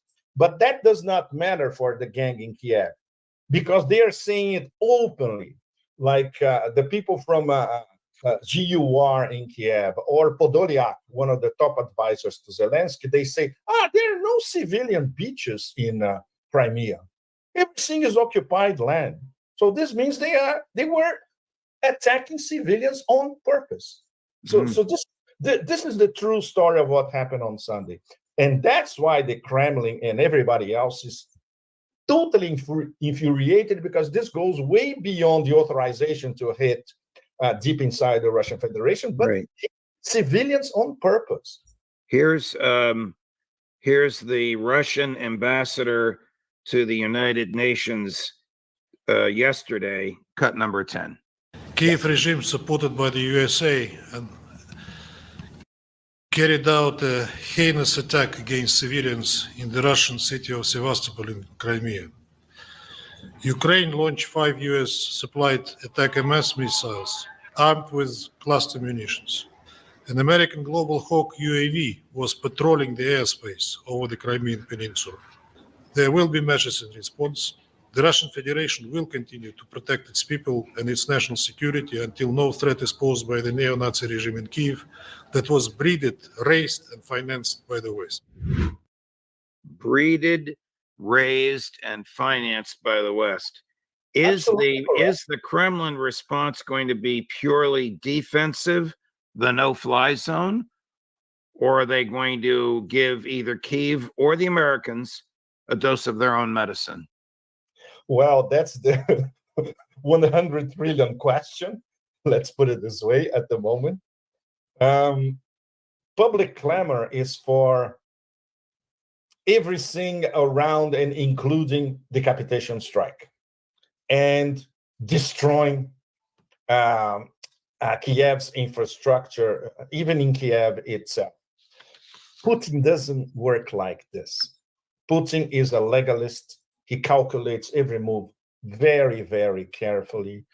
what we learned from diplomats is that first they want to present irrefutable evidence at the UN Security Council that the US is behind the whole operation. Then it will be on the record at UNSC, and then they will do something about it. So this might take a few days or maybe a few weeks, let's say 2 weeks maximum. But this is what's going to be the procedure from now on. This non-confirmed strike against the global hawk, if it's confirmed, this is already a game changer, because finally they are doing what everybody has been saying here for months, and everybody, of course, is waiting for the American reaction if this is true. So the thing will proceeding in two parallel levels, right? Nothing groundbreaking or striking or or even astonishing for all of us. No, they prefer to concentrate on what's happening in the battlefield, and every day is completely crazy. Every day you have 2,000, 3,000, 5,000 Ukrainians dead. I want to read to you a statement from Foreign Minister Lavrov, which is a little harsher than what we just heard from the UN ambassador. This is Sunday night. The U.S. is responsible for this massacre, and they will get an answer. All flight missions for American ATACMS missiles are programmed by American specialists based on their own U.S. satellite intelligence data. Therefore, the responsibility for the deliberate missile strike against the civilian population of Sevastopol lies primarily with Washington, which supplied this weapon to Ukraine, as well as with the Kyiv regime, from whose territory this strike was launched. Such actions will not go unanswered. Sergei Lavrov, June 23, 2024. Sounds a little more on the stern side than the ominous side than what we heard from the UN ambassador. Judge, when you see a gentleman like Sergei Lavrov, who has the patience of a Taoist monk to deal with these lunatics from the Beltway to Brussels, speaking in these terms, it confirms what he told us personally 2 months ago here, when we had a meeting, 8-10 of us with him on the table, and he was listening to our questions and answered to our questions. Said, none of us could ever imagine that we would have absolutely no dialogue with the collective West, not only the Americans, but the Europeans as well. And the fact that they don't listen to us and everything that we say is automatically dismissed, and they automatically say that we're lying. So this is the state, the diplomatic state between the collective West and Russia nowadays. So no wonder they are exasperated. Right. And when you have deliberate attacks on civilians, which for Russian public opinion is the ultimate red line. They have this is the least that they could say under the circumstances. I want to switch gears for a minute to let me run another clip from the Russian UN ambassador arguing we do not attack civilian targets like the Israelis do in Gaza, cut number 11. Recent actions by the West when they permitted Kyiv to attack targets inside the Russian territory, their missions, their personnel, including military personnel, that is helping in directing Ukrainians in operating their weapon systems that they supply. These are steps that definitely lead to the escalation. We do not deliberately target any civilian infrastructure in Ukraine. Only that infrastructure that relates to the military-industrial complex of Ukraine. We do not bomb cities. We do not bomb civilians. So that's it. We are not doing what Israel is doing in Gaza. Now, this has to rub the Russian people raw. The fact that these were civilians and in some cases babies. Absolutely. And Nebenzia, just like Lavrov, he's an extremely rational character. They don't bluff, they don't tell lies, they stick to facts. What he said at the UN Security Council, it's facts. If Russia wanted to pull a shock and awe against Ukraine, they could destroy the whole of Ukraine in one day. Everything, from Kiev to Lviv and everything in between. That's not the point. The point is demilitarizing Ukraine and later denazifying Ukraine, which will be a task for 1 or 2 generations. They don't attack civilian installations, never, because essentially the Ukrainians, for all their faults, they are considered brothers, cousins, etc. It's basically more or less the same big Slavic family. But obviously, the people who are in power in Kiev, controlled by these oligarchs and hostages to neo-Nazi groups like the Azov Battalion, these people are fanatics. It's a completely different story. They were brainwashed by American and collective West propaganda, but they were already brainwashed before. This comes from decades. This comes from the 90s as well.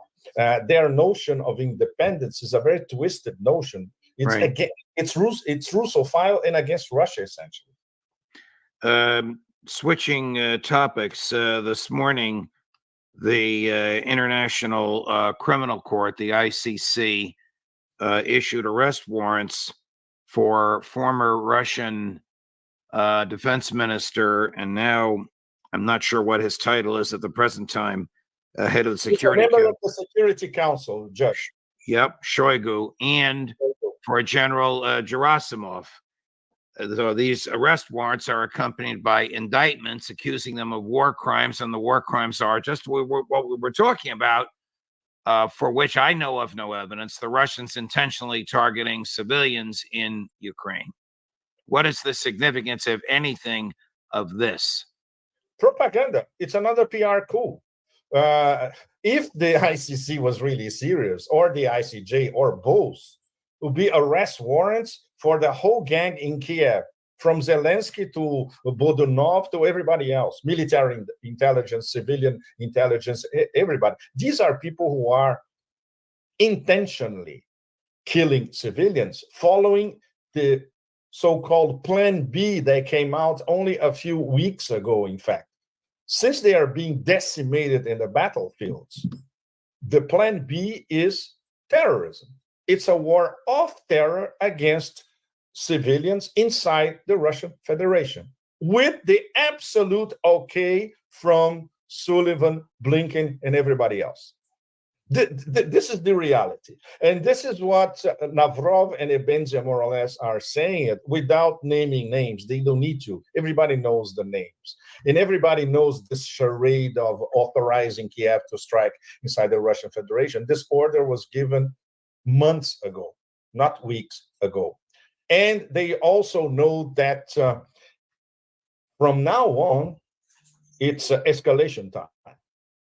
And it's slightly more complicated, because now it won't be escalation time in the battlefield. It will be escalation time in terms of war of terror against civilians inside Russia. And that's why public opinion here, who instantly grasped where this is all leading, is asking for a radical solution, which is exactly what the Kremlin doesn't think along these lines. And that's the problem. So there is a rift at the top, we can say.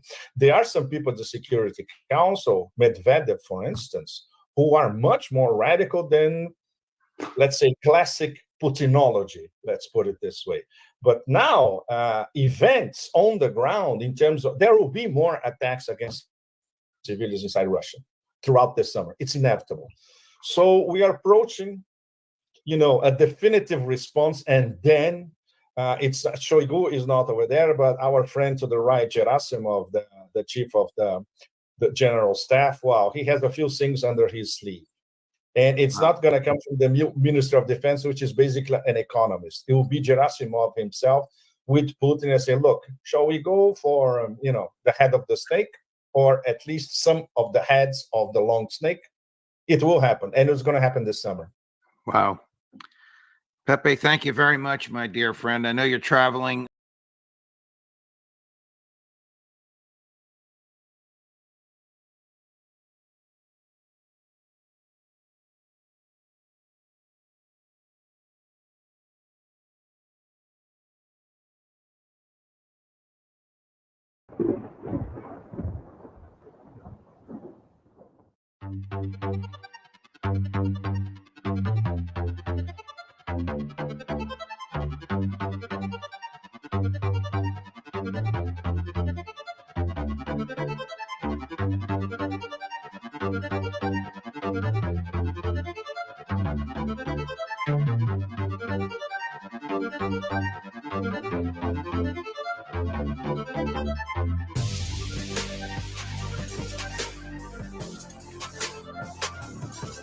Before moving on to the main topic of this video, I would like to note that a few minutes ago, the Russian military department published another footage of the destruction of the positions of the armed forces of Ukraine and the so-called foreign mercenaries with the help of guided aerial bombs of the Fab family, in the Kharkiv direction of the front.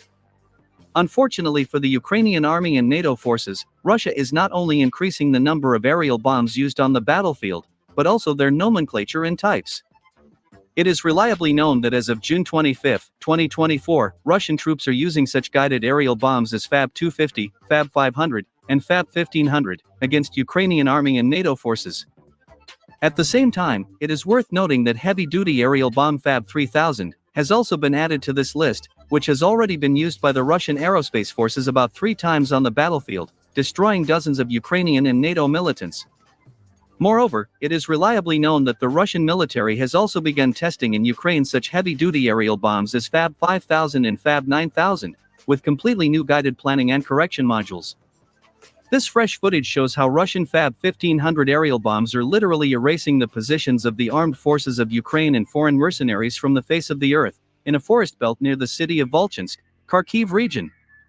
According to the Russian military department, as a result of this bomb attack, more than 50 Ukrainian militants were killed, including foreign mercenaries from such countries as the United States, Poland, Canada, and France. At the same time, it is worth noting that the frequent use of aerial bombs of the Fab family by Russian troops has led to the fact that the favorite tactic of war of the Ukrainian army has completely lost its effectiveness. Now, because of the Russian heavy-duty aerial bombs of the Fab family, the armed forces of Ukraine can no longer establish effective strongholds on the territories of factories and multi-story buildings.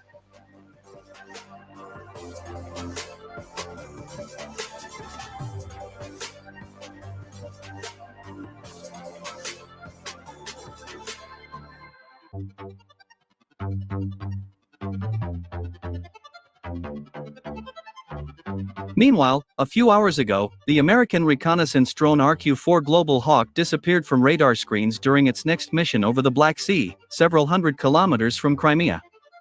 Immediately after this incident, reputable Russian Telegram channels officially announced that the Russian aerospace forces destroyed an American reconnaissance drone during the conducting of a frightening campaign. As it turned out, the US military lost exactly the same reconnaissance drone RQ-4 Global Hawk, which a few days ago adjusted the flight route of American ATACMS ballistic missiles during the attack on Sevastopol, as a result of which more than 150 people were injured, 5 of whom died on the spot.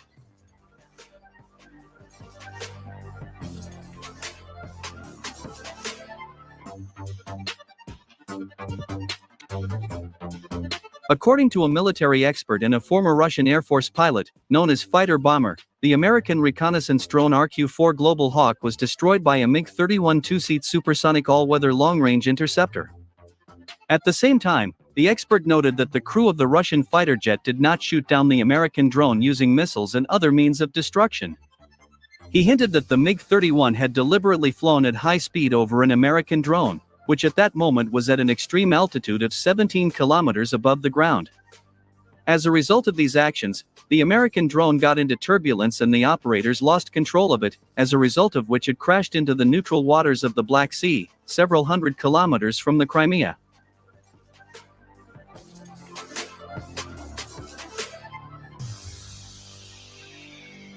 Other Russian Telegram channels also confirmed this information. Citing their own sources in the Russian military department, they declared that the crew of the Russian MiG-31 fighter jet has already been presented with state awards.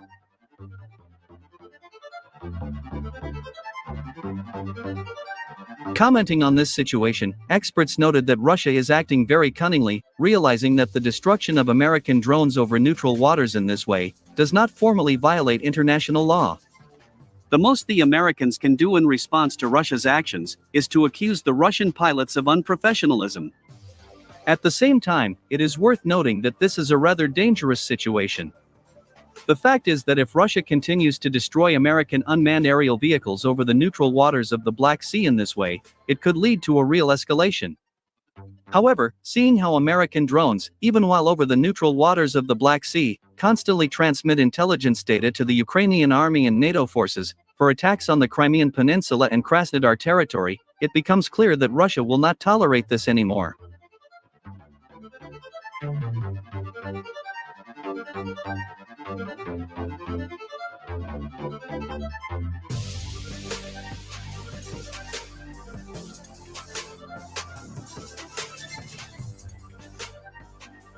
Moreover, many experts are confident that if the United States continues to send its unmanned aerial vehicles and AWACS aircraft into the neutral airspace of the Black Sea, in order to continue collecting data for subsequent missile and drone attacks on Crimea and the Russian border regions, Moscow may unilaterally introduce a no-fly zone over the Black Sea. By the way, the recent incident with the most expensive American drone Northrop Grumman MQ-4C Triton proved once again that Russia takes this very seriously.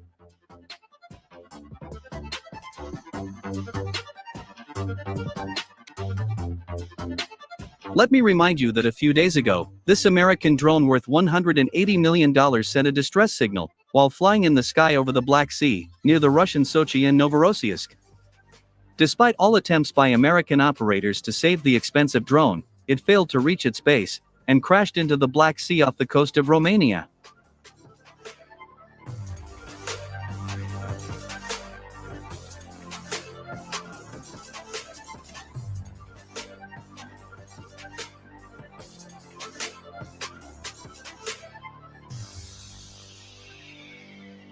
Later, Pentagon officials said that the drone's electronics were disabled allegedly because of a direct lightning hit.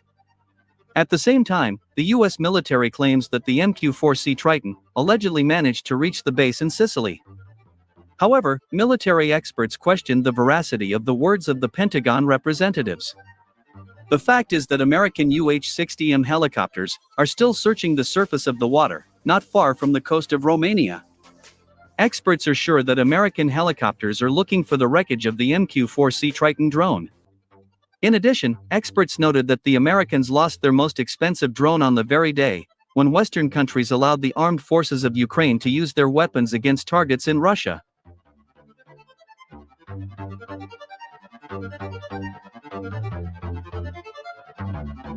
Moreover, as it turned out, a few minutes before the operators lost control of the drone, a Russian MiG-31 fighter jet was spotted a few kilometers away from it.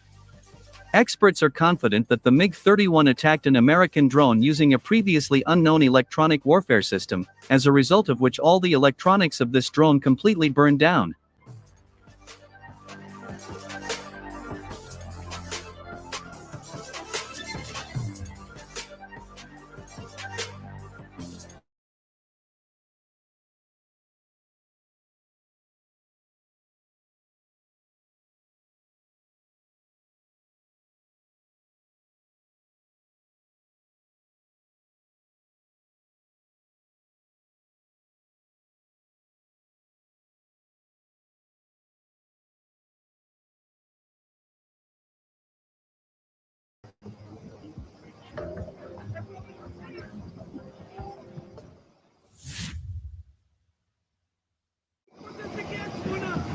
According to Hebrew Channel 12, a settler documented the moment of Hezbollah drone entered and exploded in Beit Hillel area of Galilee Panhandle in the north on the morning of June 23, 2024. Hezbollah has claimed responsibility for the operation, targeting the Saul Battalion Command headquarters on the Beit Hillel barracks, directly attacking the positions and places where its soldiers were entrenched with suicide drones. The attack was in response to yesterday's killing of a Muslim Brotherhood member in Bekaa, Hezbollah stressed in a statement. The Israeli airstrike targeted a vehicle near the town of Kiara, in Lebanon West Bekaa district, about 40 kilometers from the occupied border.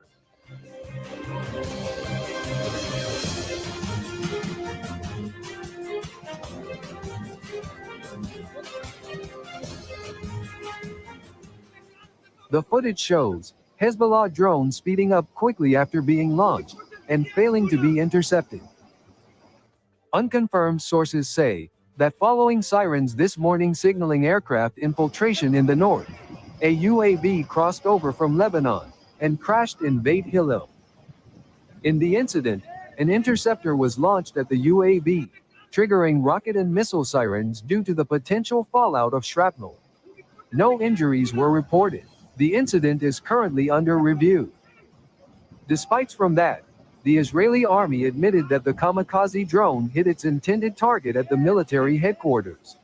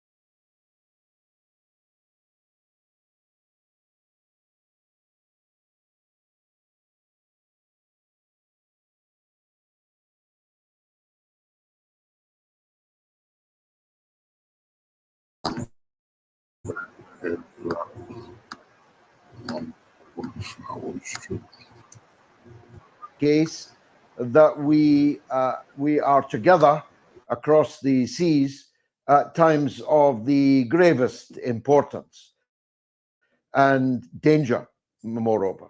It strikes me that we are at another of those inflection points now. The fact that the Israeli forces have completely failed to destroy the resistance inside Gaza does not seem to have dissuaded them from the possibility of having a war with vastly bigger, vastly more heavily armed, and vastly militarily superior forces in Lebanon. That's the meaning to me of the American battle fleet steaming towards the Lebanese coast right now. How does that look to you?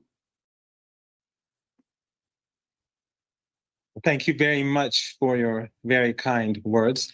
I think it's true about almost everything that the Americans and the Europeans are doing nowadays. They are pursuing escalation in Europe. Simultaneously, they're pursuing escalation with China. And now we have the genocide in Gaza and escalation potentially with Lebanon. So this irrational behavior that is increasingly dangerous, not just for one region or another, but the entire planet, this is something that we should all be deeply concerned about. This irrational behavior, I think, is leading the West towards a gigantic collapse. They've overextended themselves on all fronts. They're losing in Ukraine. We now see that they're beginning to admit the truth about Ukraine. If we go back and remember what they were saying about the Ukrainian counterattack and how they were going to beat back the Russians, and that's all disappeared. And what we all knew back then is gradually coming out of the Western media, that things are very dark indeed for the people of Ukraine. And then, of course, with China, we see them constantly provoking China over Taiwan, an island right alongside the mainland where people speak the Chinese language. But they insist on poking China. And then now we see this genocide. So I think for all of your viewers, it's clear as day that they've overextended themselves, that they've destroyed their credibility, that they've destroyed their image. But irrational empires that are on the decline, that seems to be what they do. The more desperate they become, the more dangerous they become. They have begun, of course, it's on multiple levels, but part of the political, psychological war operation is to try and divide the people of Lebanon from the Lebanese resistance. Macron said he would arm the forces of the Phalange, the Kataib, Jamael and co., that he would arm the Lebanese army if they would go south and fight the Lebanese resistance. We both know there are sectarian fissures inside Lebanon. Indeed, there always have been, and the country was deliberately constructed in a way that would allow those sectarian fissures to exist. What's your take on the state of unity of the Lebanese people in the face of these multi-pronged attacks? Well, let's go first back to the people that he wants to arm. So we all know who carried out the massacre in the Sabra and Shatila camp. But during the 1982 invasion of Lebanon, when the Israeli regime captured Beirut, they allowed these very same militias that Macron is speaking of to go into the Palestinian refugee camp and massacre up to 3,000 people in less than 2 days. So Macron is openly speaking about arming the forces of genocide, which I think is natural, because the United States, the French and the Europeans, the Canadians and the Australians and New Zealand, they're all supporting the genocide in Gaza. Remember, during the first few months when everyone was speaking about a ceasefire, all of these regimes were openly against a ceasefire. And their media and their governments were constantly repeating the lies about burned babies, beheaded babies, raped women, and all that. Why? Because they wanted to give the Israeli regime the space, the justification to carry out this Holocaust, to carry out these massacres. So I think it's fitting for the French president to say that he will fund these genocidal figures who are very close to Western embassies in Lebanon and have been very close to them for many years. It makes a lot of sense. Just as they supported the fascists in Ukraine, just as they supported the Contras in Latin America, just as they supported ISIS and Al-Qaeda in Libya and in Syria and in Afghanistan for many years, and they've destroyed so much of our region as a result of that. So I think it's quite, we should expect such words from Western leaders who are in fact the most barbaric leaders on the planet today. But Lebanon has changed. The people of Lebanon, from what I've seen and from what I've heard, they're much more united today than before. In the past, the West succeeded to divide the people over Syria, but now people are witnessing the Palestinians in the refugee camps, the people, the Sunnis across Lebanon, they see that it is the resistance that is defending the people of Gaza, that is giving martyrs in order to draw away forces of genocide from Gaza, to give space for the resistance to protect their people. So Lebanon is united. It will remain united. These forces of genocide that the French and others mean to support, they cannot do the dirty work of the Israeli regime like they did in 1982. Do you expect all-out war, Professor, or are we talking incremental increases, attrition between the two sides, or do you expect a 2006 type effort by Israel? It doesn't make sense for the Israeli regime to escalate. They've lost in Gaza. They couldn't take Gaza, which is a dot on the map. After almost 9 months, they failed. All they've been able to do is to massacre tens of thousands of people, and the numbers are far greater than the official numbers that we see today. They're far greater. But many are under the rubble. Many have died due to disease and due to malnutrition and starvation. So the people who've died directly and indirectly as a result of this genocide, the numbers are really much higher. But the Israeli regime has failed against Gaza. Does anyone think that they're going to beat Hezbollah?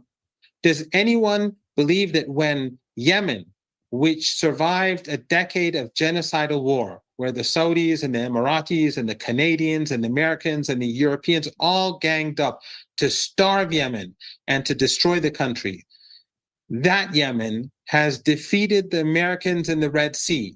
For months now, the Yemenis have enforced a blockade on Israeli ports to force them to end the Holocaust. And the Americans and the British are fighting Yemen to help the Israelis continue with this genocide. But the Americans have failed. So when the Israelis have failed in Gaza and the Americans have failed against Yemen, the most impoverished and battered country in the world, perhaps, how do the Americans or the Europeans think that they're going to be able to witness an Israeli victory over Lebanon? Finally, Professor, there was, we've become weirdly familiar with the style of these ISIS attacks. A priest has had his throat slit on his altar. There are scores of hostages being held right now in a Christian church in Dagestan. There's fighting going on all over the city. The Russian army is now deployed. The police took a terrible toll at the hands of these fanatics. But I wonder if they really are fanatics. They're not wearing Western uniforms, but they might as well wear them. Am I right? Isn't it strange that all of these ISIS attacks, almost all of them, take place in countries like Syria and Iraq and Iran and Russia? Isn't it strange that they don't take place in Israel, or nothing really happens in Europe and the United States, despite all these refugees coming in and being unaccounted for? Why is it that all these attacks, why is it all these outrages take place in countries that happen to have a problem with Western policies? Why is it that both the synagogue and churches, Orthodox churches in Russia are being attacked? Why would they do this at a time when a genocide is taking place in Gaza and the Russians are opposing the policies of the Israeli regime with regards to the Palestinian people? This doesn't make sense, but of course, it really does make sense. Sadly, yes. Professor Mohammed Marandi, as always, Go figure. Follow me.